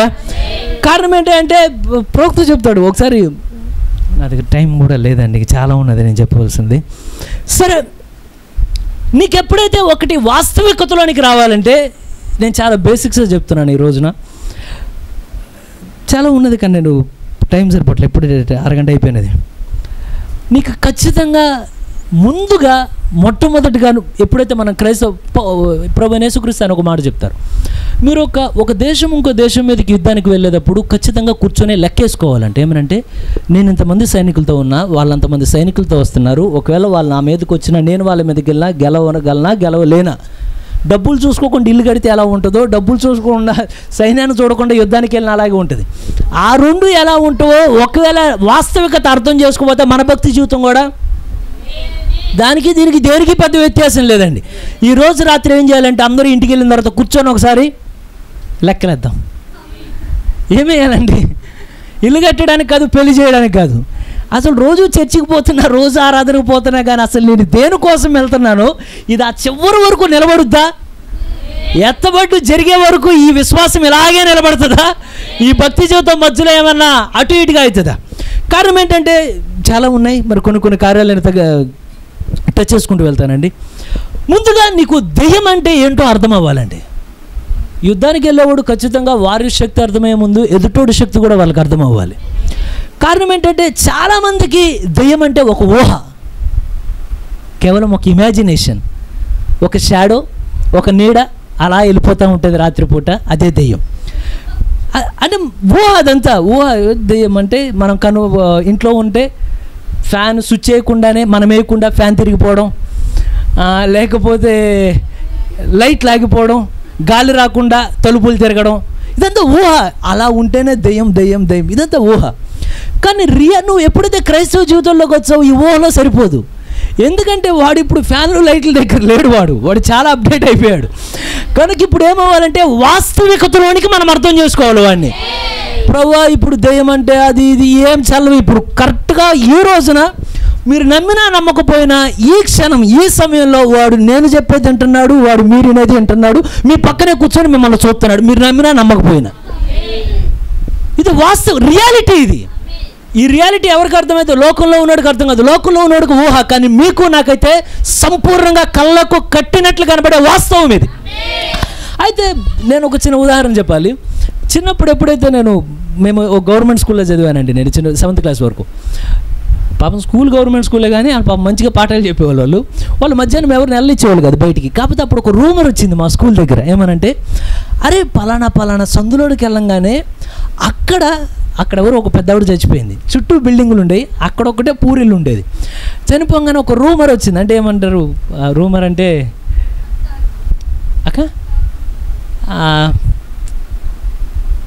సరే వదిలేద్దాం, ఎందుకు మీకు అర్థమైంది అనుకుంటున్నాను. అంటే జరగకపోయినా జరిగినట్టు చెప్పడం ఏదో ఒకటి. మనకి తెలుగు పూర్తిగా రాదు, అదే ప్రాబ్లం ఇక్కడ. ఎప్పుడైతే ఈ ఒక విషయం ఏదైతే గుప్పమని వచ్చింది, ఏమనంటే స్కూల్లో తొందరగా పాకిపోతాయి పిల్లలకి తెలుసు ఆ కథలన్నీ. అరే పలానా ఇంట్లో దెయ్యం వచ్చిందిరా అన్నారు. అనగానే అందరూ స్కూల్ వదిలి పొరుగు మధ్యాహ్నం పూట వెళ్తున్నారు దాన్ని చూడడానికి. మా ఇంట్లో మా స్ట్రిక్ట్గా చెప్పాలి ఎక్కడికి వెళ్ళొద్దురా అని. కానీ ఆ ఇంట్రెస్ట్ ఎట్టుందంటే ఆ దెయ్యం ఏంటో నేను చూడాలనుకున్నాను. అందరం వెళ్ళాం సరే అని. ఎలాగని టైం కూడా చెప్పారు, మధ్యాహ్నం 1 గంటకు వస్తుంది దెయ్యం అని. నేను చిన్నప్పుడు అయితే సరే మధ్యాహ్నం 1 గంటకు వస్తుంది అంటే దెయ్యం పదేళ్ళు చూద్దాం అదేంటో అనగానే ఎప్పుడైతే వెళ్ళంగానే అసలు ఆ సందులో వాడికి అర్థం కావట్లా ఎందుకని స్కూల్ పిల్లలంతా మా సందులోకి వస్తున్నారని. ఆ సందు చాలా సైలెంట్గా ఉండే సందు. 30-40 మంది స్టూడెంట్స్ పరిగెత్తుకుంటూ ఆ సందులోకి రాగానే అందరూ కూర్చున్నారు, నేను కూర్చున్నాను. నుంచొని చూస్తున్నాం. వాళ్ళు చెప్తున్నారు, నువ్వు అలాగే చూడు దాంట్లో. కానీ చూస్తున్నాను ఏం జరగట్లేదు అక్కడ. ఆ కిటికీలో ఉండి అలాగే లోపల చూడాను. నేను చూస్తూనే ఉన్నా. ఈ లోపల ఎవడో ఒకడు మొత్తం అదంతా ఊహ అంటే మీకు అర్థం అవ్వాలని చెప్తున్నా. ఈ లోపల ఒకడు అన్నాడు, అరే బల్ల మీద ఉన్న కళ్ళద్దాలు పైకి లెగుస్తున్నాయి రో అన్నాడు. అది బల్ల మీద కళ్ళద్దాలు అసలు ఉండవు లోపల. ఎప్పుడూ తెలంగాణ ఒకటి వెనకాల ఏమంటే మా అమ్మ లేసిందిరో అన్నాడు. అనగానే ఇక వెంటనే ఒకడు తర్వాత ఒకడు అసలు ఆ సందులో వాళ్ళకి ఎలా ఉన్నదంటే ఇదెక్కడ వాళ్ళ ఇల్లు పడగొట్టు ఇంకో ఇల్లు కట్టుకున్నా పోయేది. ఊహ ఎలా ఉంటుందంటే ఈ చిన్న పిల్లలందరికీ మనం దెయ్యమని చెప్తే పాస్ట్ గారు ఎప్పుడైతే బైబిల్లో ఉండి డెవిల్ డెవిల్ డెవిల్ డెవిల్ సాతాను అనగానే వాళ్ళు ఇష్టం వచ్చినట్టు వస్తారు, ఇష్టం వచ్చినట్టు పోతారు. కానీ దెయ్యం అంటే వాస్తవికత ఏంటో తెలియదండి. కానీ ఒక ఎదిగిన క్రైస్తవుడికి దెయ్యం అంటే ఊహ కాదు, కానీ పక్కా నీ కళ్ళ ముందు నుంచిన ఒక శత్రువు వాడు. నీకు వ్యక్తిగతంగా వాడు తెలుసు, నీకు వ్యక్తిగతంగా వాడు ఎలా ఉంటాడో తెలుసు, వాడి కుటుంబాన్ని ఎలా చేస్తాడో తెలుసు, ఎలా తప్పుపోతో లోపలికి తెస్తాడో తెలుసు. ప్రతిదీ నీకేమంటే ఒక క్లారిటీ ఉండాలి యుద్ధంలోనికి వెళ్ళిన తర్వాత. ఇప్పుడు మనం కూడా కళ్ళద్దాలు లేచి నీరో ఇంత కుదరదు. ఇప్పుడు మనం దేంట్లోకి వచ్చామంటే వాస్తవికతలోనికి రావాలేమని. శత్రువు అంటే ఊహ కాదు. శత్రువు అంటే వాడు నా వెనకాల, నా ముందు, నా పక్కన, ఆడు ఎప్పుడు తిరుగుతానే ఉండి నన్ను ఎప్పుడు చూస్తానే ఉంటాడని. ఎంతమంది తెలుసుకుందాం అనుకున్నారండి? ఒకసారి పేతురు రాసిన మొదటి పత్రిక 5వ అధ్యాయం 8వ వచనం.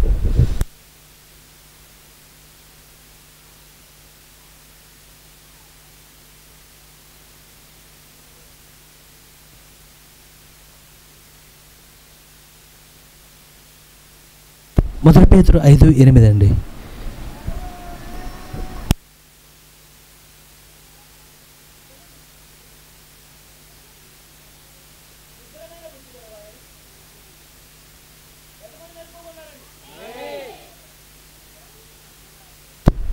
మీరెందుకు మెలకువగా ఉండాలంటే పరలోకంలో బెడ్ లేవు, ఆ మాట వాస్తవం. అక్కడ మన కోసం దేవుడు ఇల్లులు కట్టాడు కానీ మంచాలు మాటికి పెట్టలేదండి దేవుడు. అక్కడ మన కోసం నివాసస్థలం ఉన్నది కానీ మంచాలు అయితే పెట్టలేదు ఆయన. సరే చదవనన్నా. నిబ్బరమైన బుద్ధి గలవారై మెలకువగా ఉండుడి, మీ విరోధైన అపవాది గర్జించు సింహము వలె. కానీ ఒకప్పుడు ఇదే పేతురికి ఇది అర్థం కాల. కారణం ఎందుకయ్యా అంటే ఎప్పుడైతే ఇప్పుడు మనం రావాలి. ఇప్పుడు పేతురు ఇమాజినేషన్లో ఉన్నాడు. ఊహలో మీరు ఒకసారి చూడండి, ఊహలో ఉన్న పేతురుని చూడండి, వాస్తవికతలోకి వచ్చిన పేతురుని చూడండి. ఎప్పుడైతే పేతురుని దేవుడు అభిషేకించిన తర్వాత పేతురుని దేవుడు పరిచర్యకు పంపినప్పుడు పేతురు చూస్తున్నాడు కళ్ళ ముందు. అసలు ఏమి పేతురుకి తెలుసు, ఒకప్పుడు ఎన్నిటికీ ఈయన భయపడ్డాడు ఈయనకి తెలుసు. కానీ ఎప్పుడైతే దేవుడు వెనక ఒక అధికారాన్ని ఇచ్చి, ఓ పేతురు ఇక మీదట నువ్వు కాదు కానీ నేను ఇస్తున్న అధికారం, నువ్వు వెళ్ళి దయ్యాన్ని గద్దించు, దయ్యం నీకు లోపడుద్దని. ఎప్పుడైతే పేతురు వెళ్ళి చేతులు పెట్టి ప్రభువే యేసుక్రీస్తు నామములో నిన్ను గద్దిస్తున్నా సాతాను అనగానే ఉష్క వెళ్ళిపోతాను కానీ తుస్తన్యపోతాడు. ఇది నేనంటేనే జరుగుతున్నాయా? కారణం ఏంటి? మనమంటే జరగదు, మన వెనుక అసలైన యూదా గోత్రపు సింహం ఉన్నది కనుక ఆ కారణాన్ని బట్టి దయ్యాలు పారిపోతాయండి. ఎప్పుడైతే ఇవన్నీ చూసాడో పేతురు ఇక్కడ ఎలా వచ్చినదంటే ఏమైనా సరే నేను 100% నేను విశ్వాస జీవితంలో.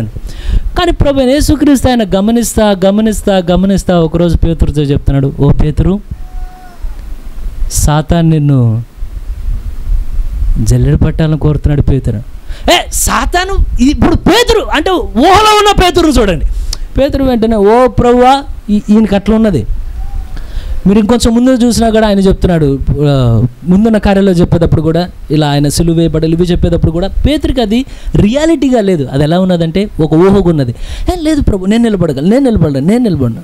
కానీ మీరు గమనించండి, ఎప్పుడైతే దేవుడు ఒక హెచ్చరిక మనకు చేస్తాడో మనం ఖచ్చితంగా చేయాల్సింది 2 చేతులు ఎత్తేసేయాలి. నాకు తెలుసు ప్రభు నేను నిలబడలేను, దయచేసి నువ్వు నిలబెట్టాను. కారణం ఏంటంటే మీరు చూడండి, ఎప్పుడైతే పేతురు కూడా నడిచాడా సరస్సు మీద నడుచుకుంటూ వచ్చాడా, అప్పుడు ఏమైపోయాడు? కింద పడ్డాడు కదా, భయం అనిపించి పడ్డ తర్వాత దేవుడు పేతురును చూస్తే అలా ఉండలేదు. ఆయన నువ్వు విశ్వాసం చూపు పైకి లేపుతాను అలా. ఎంతమందికి అర్థమైందో? నువ్వు విశ్వాసం అని చెప్పు, అలా చెప్పలా, వెంటనే చేయొచ్చు పైకి లేవనెత్తాడు. కానీ అదే పేతురు ఎప్పుడైతే అక్కడ అబద్ధం చెప్పాడో దేవుడు హెల్ప్ చేయలేదండి. అక్కడ ఏమనుకున్నాడండి పేతురు, నా కాన్ఫిడెన్స్. ఇప్పుడు ఇవన్నీ ఎందుకు చెప్తున్నాడు అయ్యా అంటే, ముందుగా దెబ్బలు తిని ఇప్పుడు చెప్తున్నాడు, అయ్యా మీరు శత్రువుని ఒక్కసారి లెక్కలో తీసుకునేటప్పుడు ఒక విషయం గమనించండి. ఈ మాట కొంచెం మీ హృదయ లోపలికి వెళ్ళనివ్వండి, పైన కాకుండా, ఎందుకంటే భవిష్యత్తులో ఎప్పుడు ఉపయోగపడుతుంది ఈ మాట. మీ జీవితంలో మీ కుటుంబంలో అది సంఘమైనా ఎక్కడైనా సరే, శత్రువుకి ఒక్కసారి ఛాన్స్ ఇచ్చి చూడు, వాడి శక్తి ఏంటో చూపుతాడు. కారణం ఏంటంటే వాడు వచ్చేటప్పుడు చాలా సులువుగా వస్తాడు, కానీ వెళ్ళేటప్పుడు సులువుగా పోడు. చాలా సులువుగా వస్తాడండి. మీరు చాలాసార్లు గమనించండి, నేను విడిగా చూసిన వాటిలో కూడా కొన్నిసార్లు ఒక ఇద్దరు భార్యాభర్తలు అనుకోండి, సపోజ్ ఒక కుటుంబమే అనుకోండి, ఒక్కసారి శత్రువు ఒక ఆలోచన ఆ కుటుంబంలో పెడి అంటే జస్ట్ అలా లోపల నాటాడంటే వచ్చేది సింపుల్గా వస్తుంది. అలా ఇలా అంట ఏదో ఒకటి చిన్న కార్యం ఏదో అది అవునో కదా తెలియదు, జస్ట్ అంట అనగానే ఆ మాట ఒక్కసారి కుటుంబంలోనికి వస్తే వచ్చేటప్పుడు ఎలా వచ్చింది తెలియదు, అది లోపలికి వచ్చిందని. కానీ వచ్చేటప్పుడు చాలా సింపుల్గా లోపలికి వస్తుంది. కానీ వచ్చిన తర్వాత రాత్రిళ్ళు పగలు నిద్ర లేకుండా బతకాలి ఇంట్లో. వచ్చినంత సులువుగా పోడు లోపలికి. పేతురు అన్నాడు, చాలా జాగ్రత్త మీరు శత్రువుతో ఆడేటప్పుడు, ఎందుకంటే వాడు ఆటలాడేవాడు కాదు, వాడు ఒక్కసారి పట్టుకున్నాడా అంత సులువుగా వదిలిపెట్టాడు. కనుక శత్రువుతో పోరాడేటప్పుడు చాలా మెలకువగా ఉండండి. నువ్వన్నా నిద్రపోతావు, వాడు ఎప్పుడు నిద్రపోడు. నీకన్నా ప్రార్థనలు అలసట వస్తుంది, కానీ పోరాడే విషయంలో వాడికి ఎన్నడూ అలసట రాదు. ఆది కాండంలో నుండి అసలు మీరు ఒక జస్ట్ అంటే ఇమాజిన్ చేయండి వాడి పవర్ని. మీరు ఒక ఎగ్జామ్ రాబోతున్నారు, రాసేటప్పుడు మీకు తెలిసింది ఆ ఎగ్జామ్ ఫెయిల్ అయిపోతాను, మీరు రాస్తారా ఎగ్జామ్? ఎందుకు రాయలేదంటే ఫెయిల్ అవుతాను నాకు తెలిసి, ఇంకేంటారు. కానీ వాడు ఫెయిల్ అవుతాడని తెలుసుకుని యుద్ధం చేస్తున్నాడు. వాడికి తెలుసు ఈ రాజ్యం వాడిది కాదని, ఏం చేసినా వధువును మోసం చేయలేడని తెలుసు కూడా రాత్రి పగలు మనం వెనక పడుతున్నాడంటే వాడికి ఉన్న పట్టుదల ఎటువంటిది. అంతకన్నా మంచి పట్టుదల దేవుడు మనకి ఇచ్చినగాక. శత్రువుని తక్కువ అంచనా వేయద్దండి, దయచేసి వాడిని అర్థం చేసుకోండి. ఏమనంటే వీడు సులువుగా వస్తాడు కానీ సులువుగా పోడు. గనుక ఏం చేయాలంటే పేతురు అన్నాడు, ఎల్లప్పుడూ మెలుగుగా ఉండండి, ప్రార్థన యందు పట్టుదల కలిగి ఉండండి, ఒకరిని ఒకరు ప్రేమించండి, ఎన్నడూ మీ ఆత్మలు ఆర్పొద్దు, మీ దీపాలను వెలగనిస్తా ఉండండి. ఎంతమంది ప్రభు? కారణం ఏంటంటే చాలాసార్లు అండి వాడి పూర్తిగా మనం అనుకుంటా. నెల్లీ శాండల్ స్టోరీ ఎంతమందికి తెలుసు? నెల్లీ శాండల్ తెలుసండి మీకు? పేరు గుర్తులేదేమో. ప్రవక్త కాలంలో ఒక స్త్రీ ఒక రకమైన నాట్యం చేస్తా ప్రవక్త దగ్గరకు వచ్చినప్పుడు ఆయన వివేచించగానే నీ పాకెట్లోనే నీకు ఆల్కహాల్ బాటిల్ ఉన్నాయని చెప్తాడు. వెంటనే వాళ్ళ తండ్రి లేదు అది నిజం కాదంటే అప్పుడు చెప్పుద్ది నిజంగానే ఉన్నాయి, దాంట్లో ఒప్పుకుంటుంది, చూపిస్తుంది. ఆ వ్యక్తి ఎప్పుడైతే దేవుణ్ణి ఎరుగుద్దో, దేవుణ్ణి తెలుసుకున్న తర్వాత ఒక రోజున బట్టల స్టిచ్చింగ్ కోసం ఒక స్థలానికి వెళ్ళుద్ది. అప్పుడు పూర్తిగా రక్షించబడింది, తన డ్రెస్సు గ్రిస్సు మొత్తం మారిపోయినాయి. ఇప్పుడు గుర్తొచ్చినది అనుకోండి.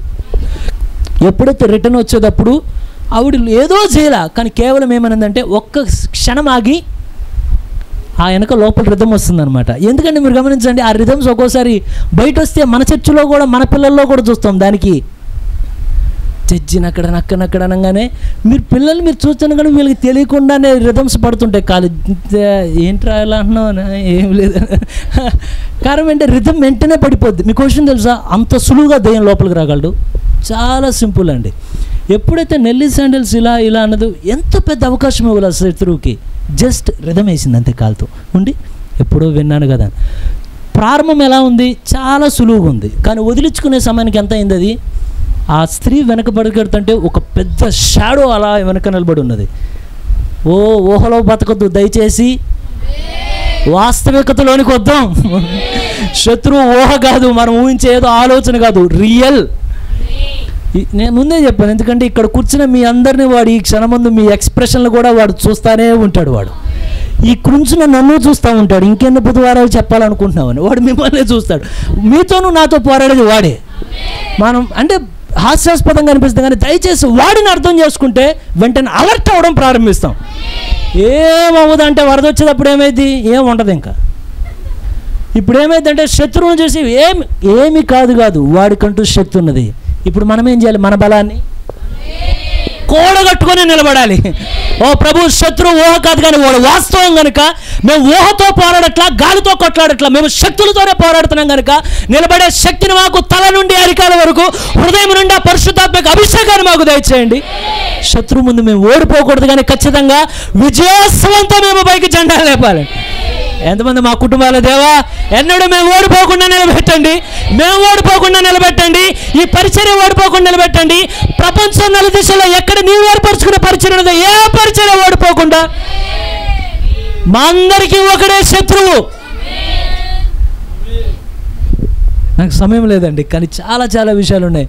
ఇక్కడ ఎంతమందికి జెండాలు ఉన్నాయి? జెండాలు లేవా?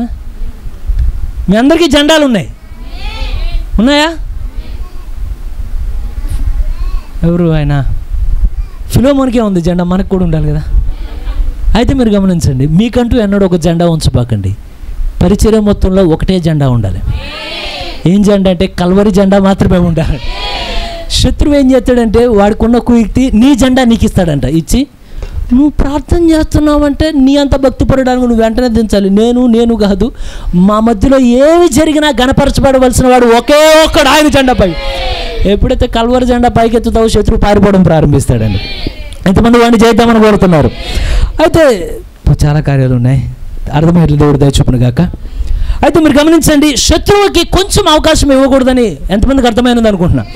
ఎంతమందికి ఈ సమయంలో మనం క్రీస్తు విరోధి యొక్క కాలంలో మనం ఉన్నాం అంటే వాడు బయలుపరచబడబోయే కొద్ది కాలం ఎప్పుడైతే వధువు పైకి వెళ్తుందో వాడు అసలైన రూపాన్ని చూపిస్తాడని ప్రవక్త చెప్పాడు. అయితే ఏదైతే మనకి ఎంతమందికి మీకు విన్నవాక్యమే, ఎప్పుడైతే ఎత్తపట్టు జరుగుద్దో మన స్టోరీ కంప్లీట్ అయిపోయి పాస్టర్ గారు ఓ చర్చి గురించి, నా చర్చిలో బాగా బలంగా నమ్ముతారంట, పాస్టర్ గారు వాళ్ళ అబ్బాయి మాత్రం ఎత్తపట్టులోకి వెళ్తారని. మీరు వీళ్ళు ఎందుకు వెళ్తున్నారు చర్చికి? పాస్టర్ గారు వాళ్ళ అబ్బాయి చర్చికి వెళ్తే వాళ్ళు ఎత్తపట్లు వీళ్ళు ఎందుకు వెళ్తున్నారని. కానీ ఇప్పుడు మనం అంటే వాళ్ళు ఎత్తపడతారు కదా, నేను ఎత్తపడతానని. ఎప్పుడైతే ఈ వధువు ఎత్తబడి దేవుని యొక్క సన్నిధిలోకి వెళ్ళిపోతుందో వెంటనే అప్పుడు వరకు వధువు ఉన్నంత వరకు వాడి రంగు చూపాడంట, చాలా స్మూత్గా ఉంటాడు. ఎవరంటే పోప్. ఇప్పుడు మీరు ప్రవక్త చెప్పిన అన్నీ చదివి వాడు క్రూరుడు భయంకరుడు ఇవన్నీ చదివి ఒక్కసారి ఆయన ఫోటో చూశారనుకోండి, అలా ప్రవక్త చెప్పింది దీని గురించి అనే డౌట్ వస్తుంది మీకు. కారణం ఏంటి, చాలా శాంతియుతం. ఇప్పుడంతా ఏంటంటే శాంతి శాంతి శాంతి. ఇప్పుడు వాడి కలర్ చూపించట్లా. కానీ ప్రవక్త చెప్తున్నాడు ఎప్పుడైతే వధువు ఎత్తబడుతుందో ఈ భూమి మీద ఒక హింసాకాండను తేబోతున్నాడు. నేను నమ్ముతున్నా, లేఖనం ఊహ కాదు కానీ వాస్తవం కనుక అక్షరాలా అది జరిగి తీరబోతున్నదని. కానీ పౌలు ఎప్పుడైతే ఆయన కాలంలో అంటున్నాడు మీరు దయచేసి ఎత్తపట్టి ఇప్పుడే జరుగుతుంది, ఇలా కంగారు పడుతుందని, పాప పురుషుడు బయలుపడితేనే కానీ అని చెప్పాడు. అక్కడ చెప్పిన తర్వాత అసలు పౌలు కాలంలో పోప్ అనే పదమే లేదు అక్కడ, అసలు లేడు, పోపు లేడు, ఏమీ లేదు అక్కడ. కానీ పౌలు కాలంలో పోపు లేడు కానీ ఒక తప్పుడు బోధ మాత్రమే ఉన్నది. దయచేసి దీన్ని కొంచెం అర్థం చేసుకోండి. పౌలు ఎప్పుడైతే ప్రసంగం చెప్తా చర్చిలో వాక్యం చెప్తున్నాడో ఇది సరైన బోధ సరైన బోధ సరైన బోధ అని చెప్పేటప్పుడు ఆటోమేటిక్గా ప్రజల మధ్యలో మనం ఈరోజు ప్రార్థన చేస్తున్నాం, ప్రభువా తప్పు బోధ మా మధ్యలోకి రాకుండా దయచూపని. అసలు పౌలు కాలంలోనే తప్పు బోధలు ఉంటే పౌలు తల పట్టుకున్నాడు. నేను అంటే చూడండి, మంచి విత్తనాలు విత్తే లోపలే గురుగులు విత్తుకుంటూ వెళ్ళిపోతున్నారు పక్కన. ఎందుకంటే వాడు ఎలా ఉంటాడు, కలిసి ఒకేలా పని చేసుకుంటూ వెళ్ళిపోతాడు. పొలంలో. ఎప్పుడైతే పౌలు చూసినప్పుడు పోపును చూడట్లా పౌలు, కానీ పౌలుకి ఏమర్థం అవుతున్నదంటే, నేను వాక్యం చెప్పేటప్పుడు ఏదైతే తప్పు బోధలు వీరి మధ్యలో వస్తున్నాయో, ఒక రోజున ఈ తప్పులు బోధలే ఒకరోజు మనిషిగా అవతారం ఎత్తుతాయి. ఆ మనిషిగా ఎత్తునోడే ఒకరోజు కిరీటాన్ని ధరిస్తాడు. కిరీటాన్ని ధరించిన వాడే ఒకరోజు క్రూర మృగంగా బయటకు వస్తాడు. ఎంతమందికి అర్థమైనదో? పౌలు కాలంలో నథింగ్ అండి. పౌలు కాలంలో పోపు లేడు, క్యాథలిక్ లేదు, ఏమీ లేదు. కానీ పౌలుకి ఏం తెలుసు అంటే, ఓ సంగమా, శత్రువుకి మీరు ఎంత అవకాశం ఇస్తున్నారు? చిన్న అవకాశంలో ఉండి ఒక క్రీస్తు విరోధి బయటకు వచ్చేంత కార్యం జరగబోతున్నది. మీరు నా దగ్గర టైం లేదు, రిఫరెన్స్లు కూడా చెప్పండి. ప్రకటన గ్రంథంలో చూస్తే వాడు పరిశుద్ధులను సంహరించునని ఉంటుంది. మీరు ప్రకటన గ్రంథంలో చూస్తే ఈ పౌలు కాలంలో జరగాల, కానీ పౌలుకు తెలుసు ఈరోజు మీ మధ్యలో ఉన్న తప్పు బోధ, చిన్న బోధ. అందుని బట్టి మనం ఏమంటామంటే, ఓ ప్రభువా, మా మధ్యలోనికి ఏ తప్పు బోధ వద్దయ్యా. తప్పు బోధ కేవలం ఒక మాట కాదండి, దాని వెనుక ఒక అభిషేకం ఉంటుంది. ఎప్పుడైతే ఒక తప్పు బోధ వస్తుందో సంఘాన్ని చీల్చుద్ది. ఒక తప్పు బోధ వస్తే దెయ్యాన్ని లోనికి తెస్తుంది. కనుక మనం ఏమంటామంటే, మా మధ్యలో మాకు ఎంత మాకు అవసరమో ఎరిగిన దేవుడు కనుక ఏది జరిగినా నిజమైన వాక్యంలోనే నిలబెట్టయ్యా. ఎంతమంది నిజమైన వాక్యాన్ని కోరుతున్నారు? అయితే ఇది ఇంకోటి జాగ్రత్తగా గమనించండి. మీరు నేను, ఇది మనందరికీ సంబంధించిన వాక్యం. మనందరినీ దేవుడు నిజమైన బోధలో ఉంచాలి, నిజమైన ఆత్మలో ఉంచాలి. కారణం ఏంటంటే, రెండు ఇంపార్టెంటే. చాలామంది నిజమైన బోధలో ఉన్నారు, కానీ నిజమైన ఆత్మను కలిగి లేరు. ఎంతమందికి అర్థమైనదో? వాక్యం నమ్ముతారు, వాక్యం కాదు. ఇప్పుడు ఏం కావాలంటే, మన బోధ సరిగా ఉండాలి, మనలో ఉన్న ఆత్మ కూడా. అప్పుడు అసలైన జీవం బయటకు వస్తుందండి. ఎంతమంది రెండింటిని కోరుతున్నారు? సరే, ఇంక నేను టైం ఎక్కువ ఉంచట్లేదు. సరే, ఎంతమందికి దయ్యం వాస్తవం? ఊహ కాదు కదా, ఊహ ఏం కాదు, నీడ కాదు, గీడ ఏమి కాదు. ఆల్రెడీ మిమ్మల్ని చూస్తున్నాడు, నన్ను చూస్తున్నాడు. కానీ అయినా వాడు మనల్ని చూసిన మనం భయపడాల్సిన అవసరం లేదు. ఎందుకంటే గర్జించు సింహం వల్ల వాడేస్తే ఏదో గోత్రపు సింహం వల్ల ఆయన మన పక్షాన ఉన్నాడు కనుక మనం భయపడే అవసరమే లేదండి. అయితే మరి ఎంతమందికి సిలువ ఊహ, సిలువ వాస్తవమా? సరే, మీరు ఎంతమంది సిలువను చూసారు? మీరు చూడండి, క్రైస్తవంలో మనం ఎక్కడ పెట్టిన సింబల్స్ ఖాళీ సమాధి పెట్టాం. ఆయన పెట్టిన, లేకపోతే ఏమంటాం, గొర్రెల దగ్గర పెట్టారు కదా ఆయన పుట్టినప్పుడు, సత్రంలో జరిగిన ఆ కార్యాలు అట్లాంటివి ఏమి, దాన్ని ఏమంటాం కరెక్ట్గా, గొర్రెల దొడ్లు ఆయన అక్కడ ఆయన పుట్టినప్పుడు పెడతారు కదా, పాక, గొర్రెల పాక ఏవైతే ఉంటాయో ఆ ఫోటోలు పెట్టాం. పశువుల పాక, పేట్రంకులు, గాడ్ బ్లెస్ యు. ఎప్పుడైతే ఈ పశువుల పాక, చాలా ప్రభు యేసుక్రీస్తు జీవితంలో చాలా కార్యాలు ఉన్నాయి. ధోని ఉన్నదా?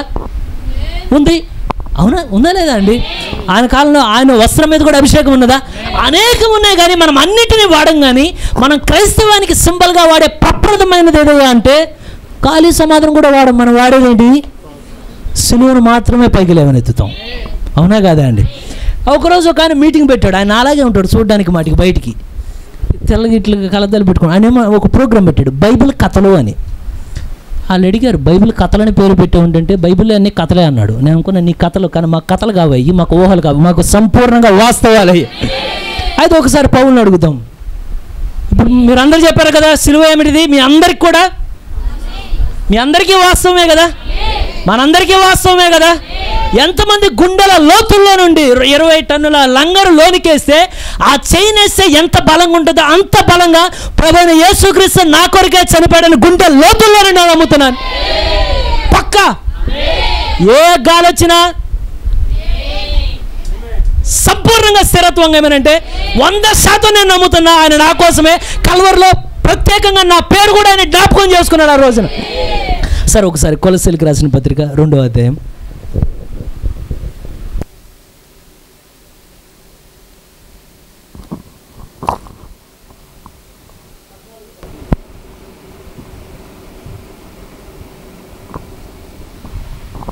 మరియు అపరాధముల వలనను శరీరం మందు సున్నతి పొందక ఉండుట వలనను మీరు మృతులై ఉండగా. ఒకప్పుడు మనం మృతులమేనా? అందరూ మృతులేనా అండి? ఎలా మృతులమయ్యాం? ఒకప్పుడు ఎట్ట చచ్చిపోయాం మనం? సింపుల్. మనిషి చనిపోతే ఏమైంది?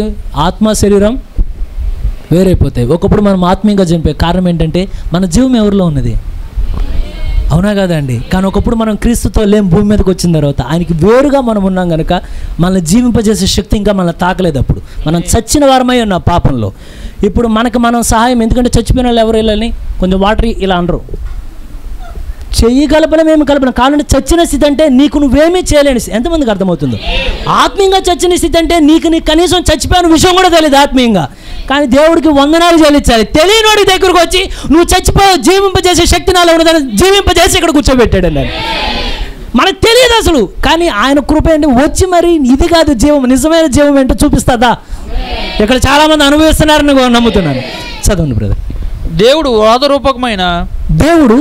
వ్రాతపూర్వకమైన ఆజ్ఞల వలన మన మీద రుణముగాను మనకు విరోధముగాను నుండిన పత్రమును. ఏం పత్రం అండి? మనకు విరోధముగాను మనకు రుణముగాను మన మీద రుణముగాను ఉన్న ఆ పత్రమును మేకులతో సిలువకు కొట్టి వ్రాయబడిన పత్రికలు ఉంటాయా? ఎగైనెస్ట్గా రాస్తారా? దేవుడు రాశాడు, రాయలేదా?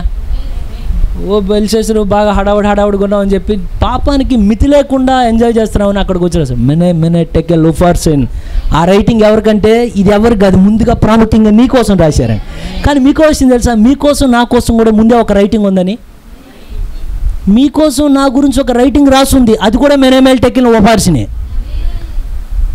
ఎంతమందికి అర్థమైందో? అది జీవాన్ని కూర్చున్నది కాదు, కానీ అది మీ యొక్క నా యొక్క రుణాన్ని మీకు నాకు విరోధంగా మనం చేసిన ప్రతి పొరపాటు అన్నీ రాసి ఉంది దాని మీద. ఏమనంటే ఇప్పుడు ఆ డాక్యుమెంట్ పట్టుకొని తిరుగుతారు ఎవరైనా, శత్రువు వచ్చి. ఎంతమందికి అర్థమవుతున్నదండి?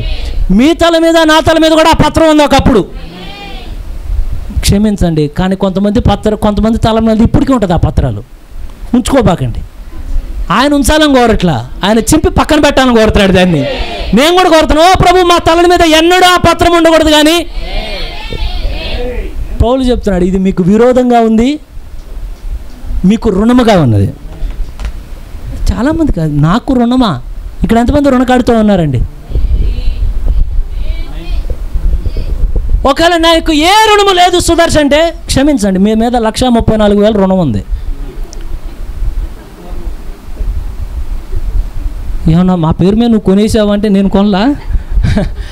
దేశం మీద ఉన్న అప్పంతా ఒక్కొక్క తల మీద వేస్తే అంత అయిద్దంట. 3 లక్షలు అనుకుంటా నేను విన్నది. 3.4 లక్షలు ఎంతో చెప్పారు, 4 లక్షలు ఒక్కొక్కల తల మీద ఉంది. ఇక్కడ మీరు చేసినప్పుడు కాకుండా నేను చేసినప్పుడు కాకుండా మనకి తెలియకుండా మన మీద 3.4 లక్షల అప్పు ఉంది మనందరి తలల మీద.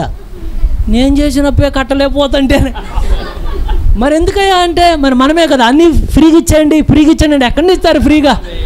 మరి అప్పు అంతా ఎవరి మీద ఉంది మీకు తెలియదు, కానీ ఎక్కడికి వెళ్ళామని నేను ఫ్రీ. మీరు ఫ్రీ కాదు, మీరు ఇండియా అనే ఫ్లాగ్ పెట్టుకుని వెళ్ళినంతకాలం మీ మీద అప్పు ఉన్నది. ఆ రుణం నీకు ఎలాగో తెలీదో ఈ రుణం కూడా నీకు తెలియదు. పుట్టినప్పుడు మీకు తెలియదు, నాకు తెలియదు. ఎక్కడికి వెళ్ళినా తిరుగుతూ ఉన్నామేమంటే నేను స్వతంత్రుడిని, కానీ సాధన చూసి నువ్వు స్వతంత్రుడు కాదే బాబు, నీ మీద పత్రం ఉన్నది అక్కడ అని. ఏంటి పత్రం అని చేయగానే మొట్టమొదటిగా నీ మీద రుణం ఉన్నది తెలుసా అని. నేను ఎక్కడ అప్పు చేయలేదు, నువ్వు చేయలే, కానీ మీ ఫాదర్ చేశాడు అక్కడ. ఎవరు? ఆదాము గారు చేసిన రుణం ఒకటి ఉందా అని. ఆదాము చేసింది నేనా? మరి మీ డాడీ ఇచ్చిన ఆస్తి తీసుకోవా? రెండింటికి నువ్వు అంగీకరించాలి కదా. మరి పత్రం ఒకటి ఉన్నది నీ మీద. మీరు గమనించండి, ఇక్కడున్న ప్రతి ఒక్కరి మీద ఆ పత్రం ఉన్నది.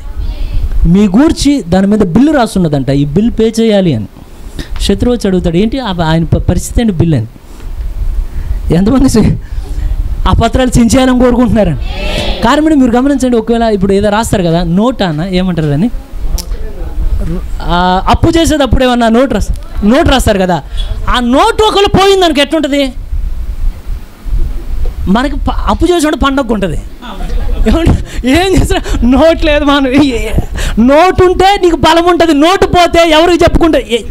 ఎంతమందికి అర్థమవుతుందా అండి? ఇప్పుడు నీ కథ అంతా ఎక్కడ రాసుంది? ఇప్పుడు నీ కథ అంతా ఎక్కడ రాసుంది? ఈ పత్రం మీద రాసున్నది నీ కదా నా కదా. ఇప్పుడు మనం ఏం కొడతాడు? ఈ నోటు పోతే బాగుండు, కానీ శత్రువు అంటాడు అంత తొందరగా ఎక్కడ తీసుకెళ్ళిపోతుంది దాన్ని, హోల్డ్ అని కొంచెమే. కానీ ఇప్పుడు దేవుడు అన్నాడు, నీ క్యాస్ట్రో అనుకుంటా, ఆయన ఒకప్పుడు ప్రవక్త చెప్తాడు, ఎడమలో అనుకుంటా, బ్రిడ్జ్ అనే మెసేజ్లో ఒక ప్రజల మీద ఉన్న అది ఆస్తి పత్రాలు ఏవో సంథింగ్, వాటిని ఏం చేస్తాడంటే అవి ఉన్నంతకాలం హక్కు ఉంటుంది అవతల వాళ్ళకి. నిజం కాని డబ్బులు అవతలకి చెల్లించి ఆ పత్రాలు తీసుకుంటాడు. మొత్తం చెల్లించారు, అది నిజం డబ్బు కాదు. కానీ ముందుగా ఇతని ఉద్దేశం ఏంటంటే ఏ పత్రాలు అయితే వీళ్ళ ప్రజల మీద అధికారాన్ని చూపుతున్నాయో ముందు ఈ పత్రాలు చించేశాడు అనుకోండి, అది నిజంగా చెల్లించినట్టు యాక్టింగ్ చేశాడు.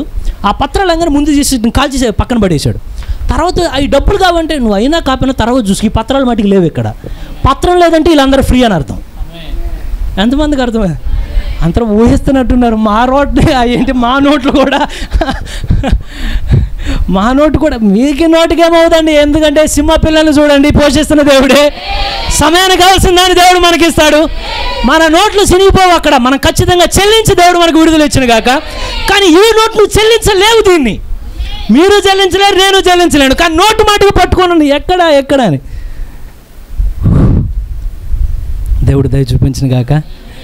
ఈ రుణం నువ్వు నేను తీర్చలేం కనుకే దేవుడు ఆ పత్రాన్ని తీసి, ఒకటి ఇది నీకు రుణం, రెండవది ఏంటిదండి ఇది విరోధంగా, నాకు విరోధంగా. అసలు నేను ఎవరిని నువ్వేమనక్కర్లేదు. ప్రవక్త అంటాడు, నువ్వు ఏ కార్యమైతే దేవునికి విరోధంగా చేసావు ప్రతిదీ లిఖించబడి ఉన్నదట. ఏదయ్యా దేవునికి వ్యతిరేకం అంటే ఏది విరోధం? పాపం ఏమి కాదు. సింపుల్గా మాట అంటాడు, శరీరానుసారమైన మనసే దేవునికి విరోధం. దానిలోనే, ఎందుకంటే మనం కొన్నిసార్లు వాక్యం వినేటప్పుడు విన్నాం కానీ కొంచెం ఆలోచిస్తే మత్సరం ఉందా లేదా మనలో?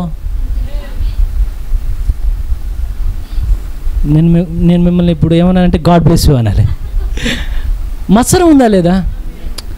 అసూయ ఉందా లేదా? సుదర్శు ఈరోజు నువ్వు ఇట్లా మరి నిజం ఒప్పుకోండి, నేను చేతుతున్నా. నేను ముందే మీకు చెప్పాను ఏమంటే, మీరు శత్రువుతో పోరాడుతున్నారా? పోరాడుతున్నాం. అసూయ వస్తుందా హృదయంలో? అస్సలు నేను మదర్ తెరిసా లేదు, ఛాన్సే లేదు. మీరు నేను ఉన్నది యుద్ధ రంగంలో నిలబడ్డాం. వాడు తాట వస్తూ ఉంటుంది, వెనుకుండి దేవుడు బాణాలు మన హృదయంలో నుండి ఇసిరి శత్రువు ఆపు. అక్కడ మాకు వేరు జెండాలు లేవు కానీ మా అందరి మధ్యలో ఒకటే కలర్ జెండా మాత్రమే పైకి రావాలి. వస్తుందండి అసూయ. కానీ ఇప్పుడు ఏం చేయాలి? మీరు గడిచిన వారం పునరుద్ధానం ముందు విన్న వాళ్ళు కూడా ఉన్నారు, సిస్టర్లు. శత్రువుని పాదాల కింద వేసి, ప్యాషన్ ఆఫ్ ది క్రైస్ట్లో బాగా తీశారు మూవీ అంతా జరిగినప్పుడు. దాంట్లో హైలైట్ అది మూవీ చూసేటప్పుడు. సర్పం ఎప్పుడైతే వస్తుందో బలహీనంగా ఉండి కానీ లెగంగానే సౌండ్ కూడా ఆపేస్తారు అక్కడ ధన్మని. ఇప్పుడు అది అక్కడ మూవీ కానీ ఇక్కడ రియాలిటీ అయిపోవాలి. అది దేవుడు దయ చూపించిన కాక రియాలిటీ అవ్వడానికి. శరీరానుసారమైన మనస్సే దేవునికి విరోధం అండి. ఇప్పుడు నువ్వు విరోధంగా చేసిన కార్యాలన్నీ ఒక లెటర్ మీద ఉన్నాయి, ఆ రుణం ఈ లెటర్ మీద ఉన్నది. ఇప్పుడు ఇది ఉన్నంతకాలం నువ్వు స్వతంత్రుడు కావు. కానీ ఇప్పుడు ప్రభువైన యేసుక్రీస్తు సిలువ లోకంలో ఉన్నవాడికి వాస్తవం కాదు, వాళ్ళకి ఊహ. ఒకళ్ళు అది చాలా బాధ అనిపించింది. ఒకళ్ళు రాశారు ఏమనంటే, ఆయన గురించి నేను చెప్పట్లా, వాళ్ళు రాసింది జస్ట్ ఆయన ఎవడు, రూ కూడా కాదు, ఎవడు, నేను పొరపాటు చేస్తే ఆయన కూడా కాదు, వాడు. అసలు చాలా దారుణంగా రాశారు.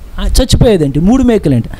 వాళ్ళకి అది ఊహ, వాళ్ళకి అది ఒక స్టోరీ. కానీ నీకు నాకేంటంటే వాళ్ళు అనుభవించినట్లు ఆశీర్వాదాలు కల్వరిలో ఉన్నవి. ఇది నాకు ఊహ కాదు, ఇది సంపూర్ణంగా నాలో వేయబడిన, లోతుగా వేయబడిన లంగర్లో ఉన్న వాస్తవం. ఇది సిలువ నాకు ఊహ కాదు ఇది. ఎందుకంటే నశించిపోయే వారికి వెర్రితనము, కానీ మనకైతే దేవుని యొక్క శక్తి సిలువ. ఇప్పుడు వెంటనే ఆయన ఏం చేశాడంటే దీన్ని ఊరేగించి, ఇప్పుడు ఆ పత్రం ఏదైతే ఉన్నదో దాన్ని తీసుకొని చించేయట్లేదండి. పౌలు చెప్తున్నాడు దీన్ని చించట్లా. కానీ పత్రం ఏదైతే ఉన్నదో నీ పొరపాట్లు ఇవన్నీ సమస్తము నీ పత్రాన్ని తీసుకెళ్ళి 2000 సంవత్సరాల క్రితమే అనాదిలో ఆయన ఆలోచనల్లోనే దేనికేసి కొడుతున్నాడు ఆయన? యేసులోకి మనం ఆయన్ని అప్పగించాం. అదే శివులోకి చూడండి, మనమేమో ఎవరిని అప్పగించాం? ఇప్పుడు ఆయన ఏం చేస్తాడు? నీ దోషాలు నా దోషాలు పట్టుకొని, ఎందుకంటే ఆయన మళ్ళా తిరిగి మనకిచ్చే దేవుడు కాదు, మళ్ళీ వీటిని తీసుకెళ్ళి ఒక్కసారి శివుకేసి మనం మేకులేసి ఆయన్ని కొడితే ఆయన నీ పాపాలు నా పాపాలు, శివుకి ఆయన మేకులేసి కొడుతున్నాడు దాన్ని. ఎంత అంటే కరుణా సంపూర్ణమైన దేవుడు. ఎక్స్చేంజ్గా ఏమి ఇచ్చాడు? నువ్వేమిచ్చావు అంటే పాపాలు ఇచ్చావు, కానీ ఆయన ఏమి ఇస్తున్నాడంటే విడుదల నీకు రిటర్న్లో ఇస్తున్నాడు. ఆయన నీ పొరపాటుని తీసుకెళ్ళి దాని మీద కవర్లో కొడుతున్నాడంటే సులువుకేసి, ఆ పేపర్ వేసి దాంట్లో బలంగా కొట్టిన తర్వాత ఆగల. తర్వాత చదవండి బ్రదర్ ఒక్కసారి.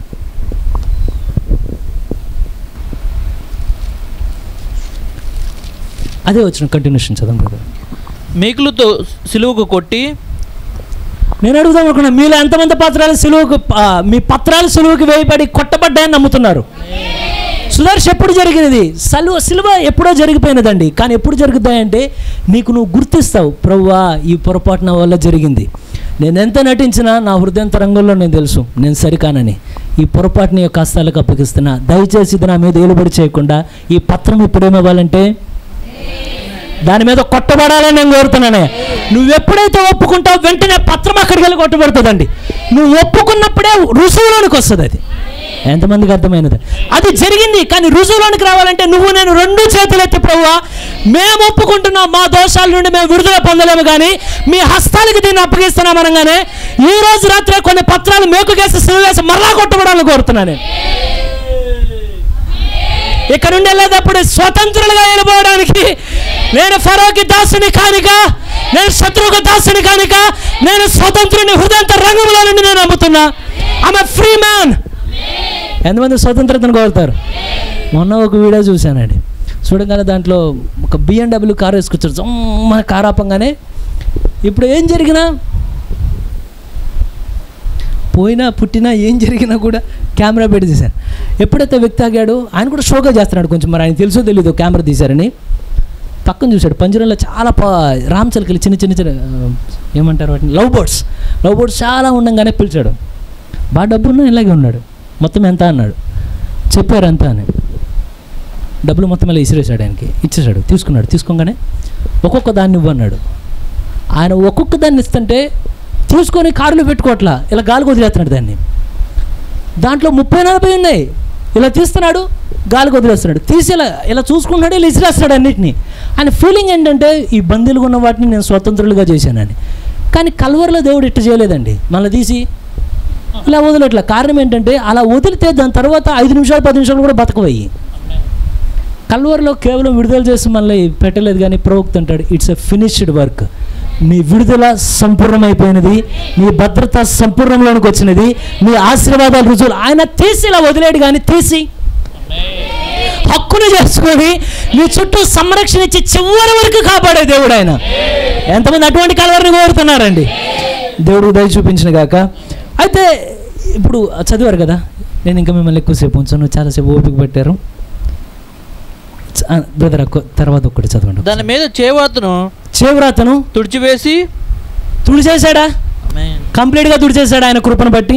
చదవండి బ్రదర్. మనకు అడ్డము లేకుండా దానిని ఎత్తివేసి, అసలు అడ్డమే లేదు ఈ రోజు మీకు నాకు. నువ్వు స్వతంత్రుడు అని నువ్వు తెలుసుకోవడంలో ఉన్న ఆనందం ఇంకా దేనిలో ఉండదండి. అది గుండె లోతులో లంగర వేయబడ్డ నిరీక్షణ నీకుంటే నువ్వు ఏ స్థలానికి పోయినా. ఒక వ్యక్తికి ఒకసారి ఒక వ్యక్తి ఉండేవాడు. ఆ వ్యక్తి ఎక్కడికి వెళ్ళినా ప్రమాదం జరిగేది. అందరూ చచ్చిపోవాలి, ఆయన ఒక్కడే మిగిలేవాడు. ఆయన ఎక్కడికి వెళ్ళినా అర్థం ఏంటంటే ఆయన కూడా తెలుసు ఏం జరిగినా వీళ్ళందరూ చచ్చిపోతారు, నాకేమవుతుందని తెలుసు ఆయనకి. అలా చాలాసార్లు రిపీటెడ్గా. కానీ అంటే మన గురించి మనకు ఒక అవగాహన ఉండాలి. ఏమనంటే ప్రభువా నేను ఊహించట్లా, నేను స్వతంత్రుణ్ణి పాస్టర్ గారు చెప్తే ఆమె కాదు నా గుండెల లోతుల్లో ఉండి నమ్ముతున్నా. నా మీద ఏ పత్రం లేదు, ఇప్పుడు సమస్తం తుడిచివేయబడిందిగా. ఇక నేను నీ కొరకు ఏమి చేయగలిగితే అంత నేను చేయనట్లు దయచూపు ప్రభువా. చదవండి బ్రదర్. మన అపరాధములన్నిటినీ క్షమించి. చదవడానికి చాలా మధురంగా అనిపిస్తుంది. ఎంతమంది పాపం యొక్క భీతి మీకు అర్థమైతే, పాపం ఎలా వెంటాడుతో తెలిస్తే, ఇది చదివితే ఏమనిపిస్తుంది అంటే అంత భీతి నుండి బయటకు వస్తే చచ్చిపోవాల్సిన బతికించావయ్యా, ఎంతటి స్వేచ్ఛ కలిగిన వారమా మనం. చదవండి. ఆయనతో కూడా మిమ్మును జీవింపజేసెను. ఆయన ప్రధానులను అధికారులను నిరాయుధులుగా చేసి ఏం చేశాడండి? ఎంతమంది యుద్ధం చేసే వాళ్ళు ఉన్నారు ఇక్కడ? ఎవరితో? వాయుమండల సంబంధమైన దురాత్మల శక్తులతో యుద్ధం చేసే వాళ్ళు ఉన్నారా? ఇప్పుడు ప్రభువైన యేసుక్రీస్తు ఏం చేస్తున్నారంటే శత్రువుని నిరాయుధుడిగా చేస్తున్నాడంట. నిరాయుధం అంటే మీకు అర్థం కాలేదు. మీరు పామును చూడండి, భయం వేస్తుందా? భయం అనిపించదా? ఎందుకు భయం వేస్తుంది? అది పామును భయం కాదు, అది కాటేస్తే చచ్చిపోతామని భయం. దానికి ఉన్న శక్తి ఎక్కడ ఉన్నది? కూరల్లో విషంలో ఉన్నది. ఒకవేళ అదే పాములో విషం తీసేశారనుకోండి, భయపడతామా? అదేంటి పావునంత ధైర్యంగా పట్టుకున్నాడు, మనకు తెలుసు లోపల దాంట్లో విషయం లేదు అని. కారణం ఏంటి, అది ఏమైపోయినదంటే దానికి ఇప్పుడు బలం లేదు, అది పామే, చూసిన అందరికీ పామే, కానీ నీకు తెలుసు దాంట్లో పవర్ లేదు, అయిపోయిందంట. మీరు మొసళ్ళని గమనించండి, పెద్ద పెద్ద మొసళ్ళు ఉంటాయి, అడుగుల దూరం ఉంటాయి మొసళ్ళు. వాటిని పట్టుకున్నప్పుడు కాళ్ళు చేతులు కట్టారు, వాటికి కాళ్ళు అవి కట్టిన ప్రయోజనం ఉంటుంది. దాని శక్తి ఎక్కడ ఉంటుందంటే ఒక్కసారి పట్టిందే ఏదైనా వెళ్ళిపోవాల్సిందే. వాళ్ళు వెంటనే ప్లాస్టర్లా ఉంటుంది, టేప్లా పెద్దది, దాన్ని రౌండ్గా చుట్టుకుంటూ వెళ్ళిపోతారు మూతికి. అప్పుడు పిల్లోడళ్ళు కూడా ఆడుతాడు దాంతో, కారణం అది శక్తివంతమైనదే. కానీ ఇప్పుడు ఏమైంది, నిరాయుధం, ఏమీ లేదు ఇప్పుడు. ఒకప్పుడు గొలియాతు కూడా ఎట్టున్నాడంటే విషం ఉన్న పాములాగా, నోరు తెరిచిన మోసలాగా ఇట్లా ఉన్నాడు.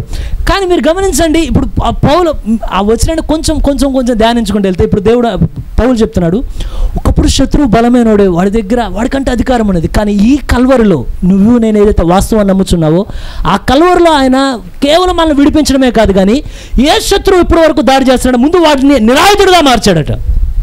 ఇక వాడికి పవర్ లేకుండా చేశాడని, వాడిని చేతగానే చేశాడని, వాడికి ఏమీ లేకుండా ఏమనంటే, నీకు ఇప్పుడు అధికారం లేదు, కానీ అధికారం ఎవరికి ఇచ్చానంటే, సర్పాలను మీరు ఎత్తి పట్టుకుందరు, విషకరమైనది ఏ తాగినా మీకేమీ చేయదు. ఎంతమంది పవర్ని ఇష్టపడుతున్నారండి. మీరు దావీదుని గమనించండి, గొల్యాతు ఎంత మంది హృదయాలు కృంగదీశాడంటే కేవలం 40 రోజులు అలా తిరుగుతున్నాడు. చూడంగానే సౌలుకి అందరికీ అక్కడ ఏమని ఉంటుందంటే, గొల్యాతు ఎప్పుడైతే ఇలా వచ్చి తిరుగుతున్నాడో ఒక్కొక్కరు ఇంటికి పరిగెడుతున్నారు, వాడిని చూడు. ఇప్పుడు వాడి దగ్గర ఏమున్నదంటే పెద్ద ఖడ్గం ఉన్నది. మీరు చూడండి, బైబిల్లో స్టడీ చేస్తున్నారు ఇప్పుడు ఎవరిని, గొల్యాతులో పెద్ద ఆయుధం ఉన్నది, ఇంత కవచం ఉన్నది, అది ఉన్నది, ఇది ఉన్నది, ఇవన్నీ. కానీ ఎప్పుడైతే దావీదు రంగంలోనికి వచ్చిన తర్వాత, దావీదు వెనుక దేవుని ఆత్మ ఎప్పుడైతే దావీదు కదులుపుతూ ఉన్నదో, ఇప్పుడు దావీదు రంగంలోనికి వచ్చిన తర్వాత ఇప్పుడు దావీదు చెప్తున్నాడు సౌలుకి, ఓ సౌలా, ఓ రాజా, మీరందరూ హృదయాలు కృంగుతున్నాయి కదా, కానీ నేను చెప్తున్నా, మీ హృదయాలు కృంగ నిమిత్తం లేదు. ఈరోజు ఆయుధంతో ఉన్నాడు, బలంగా ఉన్నాడు, కానీ దేవుడు మన చేతికి అతన్ని అప్పగించబోతున్నాడు, అతను నిరాయుధుడిగా చేయబోతున్నాడు. నీకెలా తెలుసు, ఒకప్పుడు సింహం నోట్లోండి, ఎలుగుబంటి నోట్లోండి సగం గొర్రె పిల్లల తేలా, నేను చెవు కొంచెం దాంట్లో ఉండిపోయి ఇట్లా తేలా, నేను తెచ్చినప్పుడు సంపూర్ణంగా బయటికి తీసుకొచ్చాను. ఆ రోజు దేవుడు నాకు తోడుగా ఉన్నాడు, ఈరోజు కూడా అదే దేవుడు నాకు తోడుగున్నాడని ఊహతో చెప్పట్ల, అనుభవంతో, రియాలిటీతో నేను చెప్తున్నానండి. ఎప్పుడైతే యుద్ధ రంగంలో పరిగెత్తేటప్పుడు అసలు దావీదుకి ఊహ కాదంటే, అదంతా రియాలిటీ. పరుగులు పెట్టినప్పుడు గొల్యాతు, నేను కుక్కను అనుకున్నావా, కర్రతో వస్తున్నా, వాళ్ళ తిడుతున్నాడు. ఏమనంటే వాళ్ళ దేవతల పేరిట దావీదుని తిడుతున్నాడు. కానీ దావీదు వెంటనే అంటాడు, నువ్వైతే బీట బల్లం ఇవన్నీ తీసుకొచ్చావు, నేను ఈటే బల్లం ఇవి తీసుకురాలా, కేవలం నీకే కాదు వీళ్ళకి కూడా ఒక పాఠం నేర్పాలి. వెనకాల ఇశ్రాయేల్ అందరూ ఉన్నారు, అంత కత్తులు మొత్తం అంత షార్ప్గా పెట్టుకుని ఉన్నారు. అంటే ఎక్కడికక్కడ సర్టిఫికెట్లు ఉన్నాయి, పాస్టర్స్కి ఉంటాయి కొన్ని చోట్ల కింద సర్టిఫికెట్స్, అవన్నీ పెద్ద లిస్ట్ ఉంటుంది, ఎంబీబీఎస్ డాక్టర్కి వెళ్ళి ఉంటుంది అలా లిస్ట్ అని. ప్రవక్త చెప్తాడు ఈ వివరణ అంతా. అలా మొత్తం ఎవరికాళ్ళు సర్టిఫికెట్లు పెట్టుకుని ఉన్నారంట, కానీ ఎదరు రోగం ఉంటే ఏం చేయాలో తెలియట్లేదంట వీళ్ళకి, ఎదరు శత్రువు ఉంటే ఏం చేయాలో తెలియట్లేదు. కానీ దావీదు అన్నాడు, ఇప్పుడు పాఠం ఇద్దరికి నేర్పాలి, దేవుడు తిట్టినందుకు నీకు నేర్పాలి, దేవుడి పేరు చెప్పి ఊహతో ఉన్న వీళ్ళకి నేర్పాలి పాఠం. దేవుడు నీళ్ళు చరిత్రలో ఉన్నాడనుకుంటున్నారు, కానీ చరిత్రలో ఉండి లేచిన దేవుడు నీళ్ళకి అర్థం అవ్వాలి. దేవుడు మోసే దేవుడు కాదు, దావీదుకి దేవుడే, మీకు నాకు దేవుడే. ఒక పాఠం అర్థం అవ్వాలి ఈ రోజున.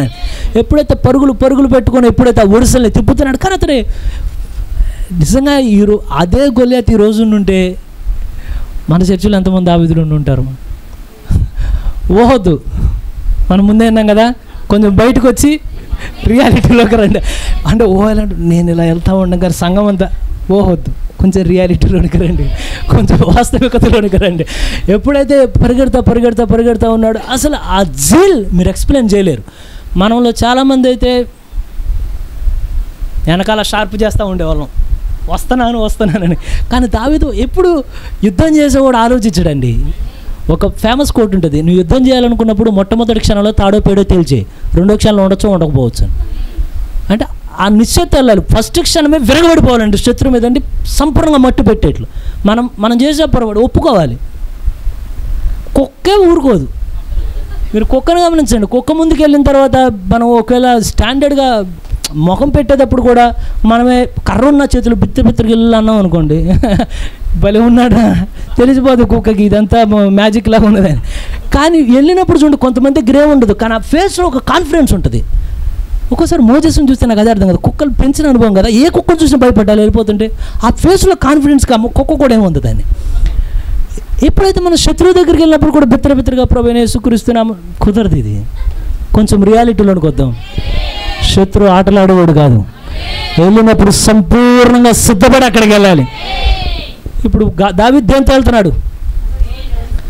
ఈయన టార్గెట్ ఏంటంటే అంతా మొత్తం మేకప్ వేసావు, కానీ ఒక దగ్గర మిస్ అయిపోయావు.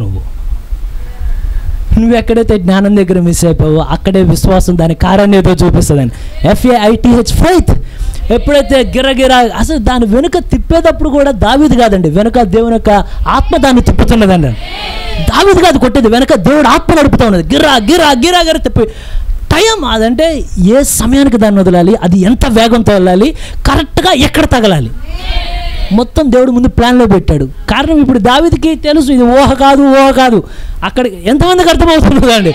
సంపూర్ణ నిశ్చితతో కొట్టంగానే ఒక్కసారి పెద్ద విగ్రహం బోర్లా పడితే ఎలా ఉంటుందో అంత ఎత్తు మనిషి కింద పడంగానే మొట్టమొదటి దావీదు చేసిన పని పన్నోని వెళ్ళంగానే మనిషి ఇక్కడ పడిపోయి ఉంటే వెంటనే సౌలు దగ్గరికి వెళ్ళి నేను పడగొట్టానని చెప్పట్లా.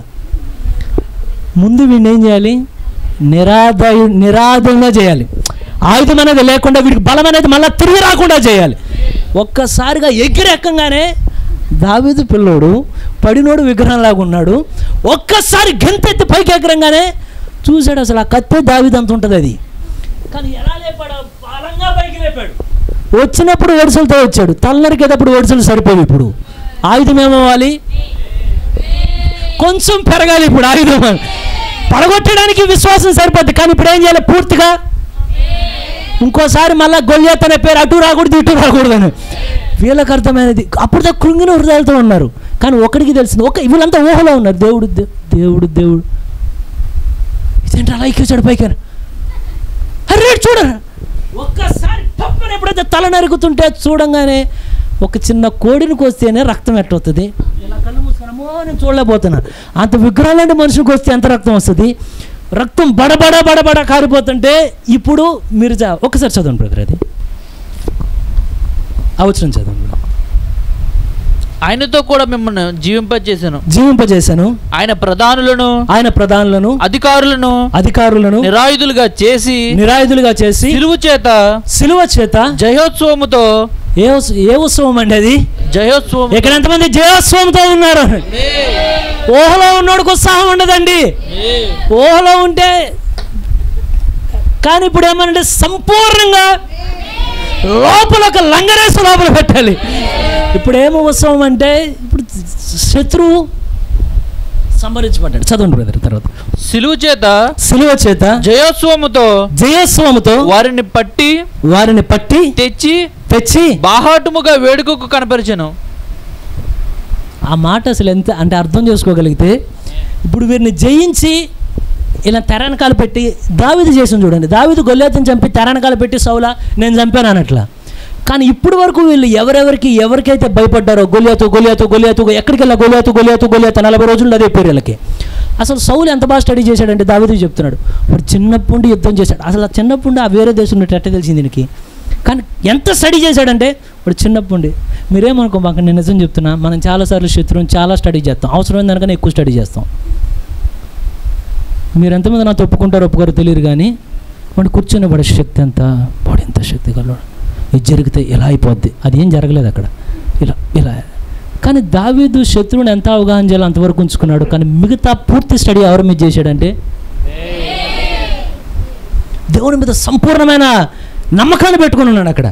ఇప్పుడు నరకబడిన తలని ఇక్కడ వదలట్లా. దీన్ని ఖచ్చితంగా ఏం చేస్తున్నాడంటే, ఏ కన్నులైతే ఒకప్పుడు చూసి భయపడి గొల్యాతు అన్నారో వాళ్ళందరి ముందు ఈ చిన్నోళ్ళే ఉన్నాడు. ఈ తల పట్టుకొని లేపితే మామూలు బరువు ఉంటుందా? అది ఎప్పుడైతే జుట్టు మొత్తం ఇలా ఉన్నది ఒక్కసారి ఇలా పైకి లేవనెత్తంగానే అప్పుడు దాకా కృంగి ఉన్నారండి. ఒక్కసారి చూడగానే గొల్యాతు చచ్చిపోయాడు రా. అది ఎలా ఉంటుందంటే, ఇప్పుడు వరకు శత్రువు నడికి మీదట శత్రువు లేడు, కానీ విజయం మన పక్షాన ఉన్నది ఈ రోజున మనం కూడా చెప్పాలి ఏమంటే, శత్రువు యొక్క తల ఆయన కల్వరులో ఎంతమంది గుండె లోతుల్లో నమ్ముతున్నారండి. ఎప్పుడైతే తలని నరికిన తర్వాత ఏ కన్నులు చూసి భయపడ్డాయో ఆ కన్నుల ముందు నిదానంగా తలను పైకెత్తుతుంటే వామ్మో కాదు, అయిపోయాడు గొలియాతని. దీన్ని పట్టుకొని దాదాపు 20 మైళ్ళు నడుచుకుంటూ వెళ్ళాడు ఇదే తలని. అలా పట్టుకొని వెళ్తుంటే ఇశ్రాయేల్లో ఉన్నోళ్ళు చూసి అసలు ఈ మనిషి ఎంత అదే కలవరలో జరిగింది. ఆయన చంపి ఊరుకోవాలా, కానీ బాహాటంగా బయటికి తీసుకొచ్చాడు. ఏమంటే వ్యాధికి శక్తి లేదు ఇక, పాపానికి శక్తి లేదు ఇక, రోగానికి శక్తి లేదు ఇక, శాపానికి అధికారం లేదు ఇక, సంపూర్ణంగా బాహాటంగా అని పెట్టి ఇట్ ఈస్ పవర్లెస్. అది శక్తిహీనమైనది. కానీ శక్తి ఎవరిలో ఉన్నదంటే, ఎంతమంది చేతులైతే ఓ ప్రభువా ఇది ఊహ కాదు, సంపూర్ణంగా మా గుండె లోతుల్లో నమ్ముతున్నాం. శత్రువుని బాటంగా ఊరేగించావు. దేనికని? ఇక భయపడే అవసరం. ఎంతమంది ఉన్నారు నమ్మకంగా అండి? ప్రభు మాకు ఇప్పుడు ఏం కావాలి? రియాలిటీ మాకు నేర్పయ్యా. ఎంతమంది దేవుడు మన మధ్యలో ఉన్నాను కోరుతున్నారు? దేవుడు మన మధ్యలో రియల్గా ఉన్నాను కోరుతున్నారు. సుదర్శ్ కాదు మాట్లాడే దేవుడు అని మీరు ఎంతమంది నమ్ముతున్నారు? మీ హృదయాలు నేను కాదు మాట్లాడే దేవుడే మాట్లాడాలి. ఎంతమంది రియాలిటీగా చర్చకు వచ్చారండి? రియాలిటీకి వచ్చారా? ఒకవేళ నిజంగా ఈ రాత్రికాల ప్రభువైన యేసుక్రీస్తు మన మధ్యలోనికి ఇలా నడుచుకుంటూ వస్తే మీలో చాలామంది ఇప్పుడు ఎంతైతే నీరసంగా ఉండి అలా జరిగింది ఇలా జరిగింది అనగానే ఆయన కానీ చాలామందికి ఉంటుంది ఆ ఊహ. ఇవన్నీ జరుగుతున్నాయి, పాస్టర్ గారికి చెప్పాను, ప్రార్థన చేయించాను, కానీ ఏం జరగల. కొన్నిసార్లు ఉంటుంది అట్లా. ఎందుకంటే మీకు విషయం చెప్తాను, మీరు అడిగిన ప్రతి ప్రార్థన మనం వెంటనే జరగదు. అది పాస్టర్ గారి చేతిలో ఉండదు, మీకు దేవుడికి మధ్యలో ఉంటుంది. అది పాస్టర్ గారి దేవుడి చేతిలో ఆయుధంగా దేవుడు వాడుకుంటాడు. కొన్నిసార్లు మనకు ఆ ఫీలింగ్ వచ్చేది ఏమంటే ఇలా కాకుండా అసలు నిజంగా గలలీ ప్రాంతాల్లోకి వెళ్ళిపోతే ఆయన నడుచుకుంటూ వెళ్ళినట్టు వెళ్తే నేనే కానీ డైరెక్ట్గా వెళ్ళిపోయి ప్రభు ఇలా అవసరం ఉన్నదంటే ఆయన వెంటనే కాదనకుండా అన్నీ తీర్చేస్తాడు. ఈరోజు కానీ అదే వైట్ కలర్ కోట్ వేసుకొని బ్లూ కలర్తో ఆ డ్రెస్ ఏది వేసుకొని ఆయన కానీ మన మధ్యలో ఇలా నడుచుకుంటూ వస్తే చాలామంది పరిగెత్తి వెళ్ళిపోతారు ఆయన దగ్గరికి. నిజమండి, వెళ్ళరా, అందరం వెళ్తాం. ప్రవ్వా చర్చిలో ఇన్ని రోజులు ప్రార్థన అంశం అడిగాం కానీ జరగలేదు ప్రవ్వా, దయచూ ప్రవ్వా, నాకు ఇది డౌట్గా ఉంది ప్రవ్వా, చెప్పు ప్రవ్వా. కానీ మనం ఎక్కువ ఏం కోరుతామంటే ఆయన శరీరధారిగా ఉన్నప్పుడు ఆయన ఉన్నాడు ఇది. కానీ ఇప్పుడు మనం ఏ ఊహకు వచ్చామంటే ఇప్పుడు మన ఊహ అయిపోయింది. ఏమనంటే దేవుడు మన మధ్యలో ఉన్నాడు. దేవుడు ఊహ కాదు, ఇప్పుడు మనుష్య కుమారుడిగా పరిచర్యలో ఉన్నప్పుడు శరీరంగా ఉన్నప్పుడు ఆయన ఎటువంటి శక్తి కలిగి ఉన్నాడో దేవుని కుమారుడిగా మన మధ్యలో ఆత్మలోకి వచ్చిన తర్వాత పరిచర్య మారింది. ఆయన శక్తిలో ఏ విధమైన మార్పు లేదండి. ఆయన నేటికి అంతే వాస్తవంగా పనిచేస్తాడు ఆయన. ఎంతమందికి అర్థమైనదో? ఒకవేళ మీకు అనిపించి నాకు ఇలా తగ్గలా, నేను అక్కడికి వెళ్తే ఒకవేళ నీకు ఇక్కడ తగ్గపోతే నువ్వు యేసు ప్రభు ఉన్న కాళ్ళలో నీకు తగ్గేది కాదు. ఎంతమందికి అర్థమైందో అర్థం కాలేదండి. ఎక్కడ తగ్గపోతే నీకు అక్కడికి వెళ్ళినా తగ్గదు. ఏంటి సుదర్శన్ యేసు ప్రభు కాలన తగ్గలేదంటే ఆయన శిలో కోనేటి దగ్గర దేవదూత కలిపినప్పుడు సడన్గా లోపలికి వెళ్తారు కదా, ఆ స్థలానికి వెళ్ళినప్పుడు దాదాపు అనేక సంవత్సరాలు వ్యాధిగ్రస్తుడుకుంటే చుట్టూ ఉన్న ఏ పేషెంట్ని ముట్టుకోలేదు ఆయన. ఒకవేళ మనం అక్కడ కూర్చున్నా మనల్ని కూడా ముట్టుకునేవాడు కాకపోవచ్చును, కానీ ఎంపిక ఎక్కడుందో అక్కడికి మాత్రమే వెళ్ళాడు ఆయన. శృంగారమరే దేవాలయ దగ్గర ఉన్నోడిని ప్రభు యేసుక్రీస్తు దేవాలయంలోకి వెళ్ళి వస్తే అనేక సంవత్సరాలు ఉన్నాడు, కానీ ఆయన చనిపోయినప్పుడు కూడా ఆయన బాగు చేయలేదు. ఎంతమందికి అర్థమైనదో? ఆ పరిచర్య పేతురు యొక్క పరిచర్యలో దేవుడు జరిగించాడు. ఎంతమందికి అర్థమైనదో? సన్ ఆఫ్ మ్యాన్ అంటే మనిషి కుమారుడు అంటే ఊహ కాదు. ఎంతమంది వాస్తవాన్ని నమ్ముతున్నారు? అదే దేవుడు మన మధ్యలో దేవుని కుమారుడిగా ఆత్మరూపుగా ఉన్నప్పుడు కూడా ఆయన శక్తిలో ఏ విధమైన మార్పు లేదు, కానీ ఆయన నిన్న నేడు నిరంతరం. దయచేసి అందరు లేచి నిలబడదామండి.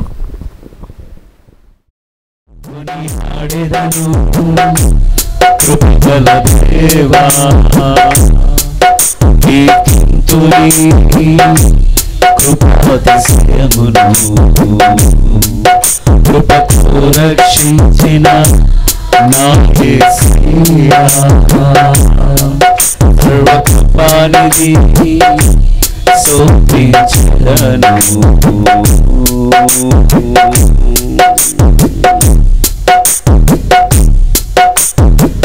నీ వాత్సల్యత సదా నిలుచున్నది, కరుణా కటాక్షం నాపై చూపునది.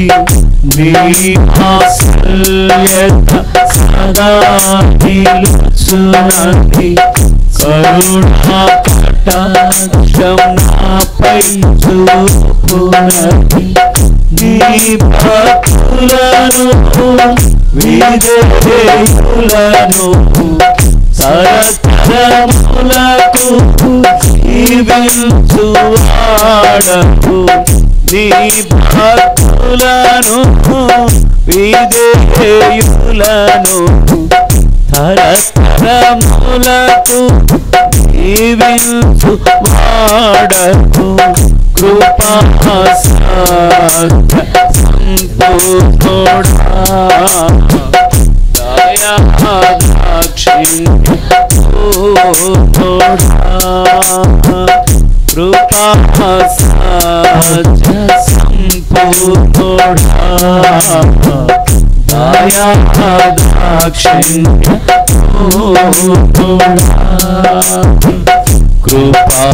కృపాక్షేమముకి నా కిరీటము నా ప్రభువుని స్తుతింతును కొనియాడెదను కృపగల దేవా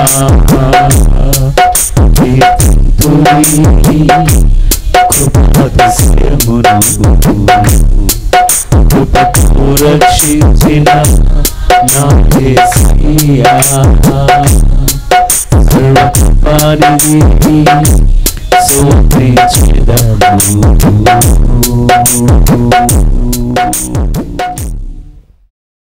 తను తాను ఎంచుకొనదగిన దానికంటే ఎక్కువగా ఎంచుకొనక దేవుడు ఒక్కొక్కరికి విభజించి ఇచ్చిన విశ్వాస పరిమాణ ప్రకారము తాను స్వస్థ బుద్ధి గలవాడగొట్టుకై తగిన రీతిగా తను ఎంచుకొనవలనని నాకు అనుగ్రహింపబడిన కృపను బట్టి మీలోనున్న ప్రతివానితోనూ చెప్పుచున్నాను. ప్రభు, మా చేతులెత్తి మేము అడుగుచున్నామయ్యా, మేమెంత వారము నువ్వు ఎరిగిన దేవుడు అయ్యా, మేమెంత వారము మేమును ఎరుగుతామయ్యా. ఇక్కడ నిలబడిన మాలో ఏ ఒక్కరము నీవు మాకు ఇచ్చిన స్థితి కన్నా గొప్పగా మేము ఊహించుకోవడానికి లేదు, కానీ మేము ఊహల్లో నుండి వాస్తవంలోనికి రావాల్సి ఉంటున్నామయ్యా. ఈ క్రైస్తవ జీవితంలో ఈ ఎదుటున్న పోరాటాన్ని మేము పోరాడినప్పుడు మా యొక్క నిజమైన వాస్తవికత ఏంటో మాకు అర్థమవ్వాల్సి ఉంటున్నదయ్యా. శత్రువుని కూడా మేము ఊహించుకున్నట్టు కాదు, కానీ వాడి యొక్క వాస్తవికత ఏంటో మాకు అర్థమవ్వాల్సి ఉంటున్నదయ్యా. మరి దేవుణ్ణి కూడా మేము ఊహించుట కాదు, కానీ వాస్తవం ఏంటో మేము గ్రహించవలసి ఉంటున్నాం. దయచేసి అయ్యా, మరి మేము వాస్తవంలోనికి వచ్చినంత వరకు ఎన్నడూ మమ్మల్ని మేము మీకు సమర్పించుకోలేము ప్రభువా.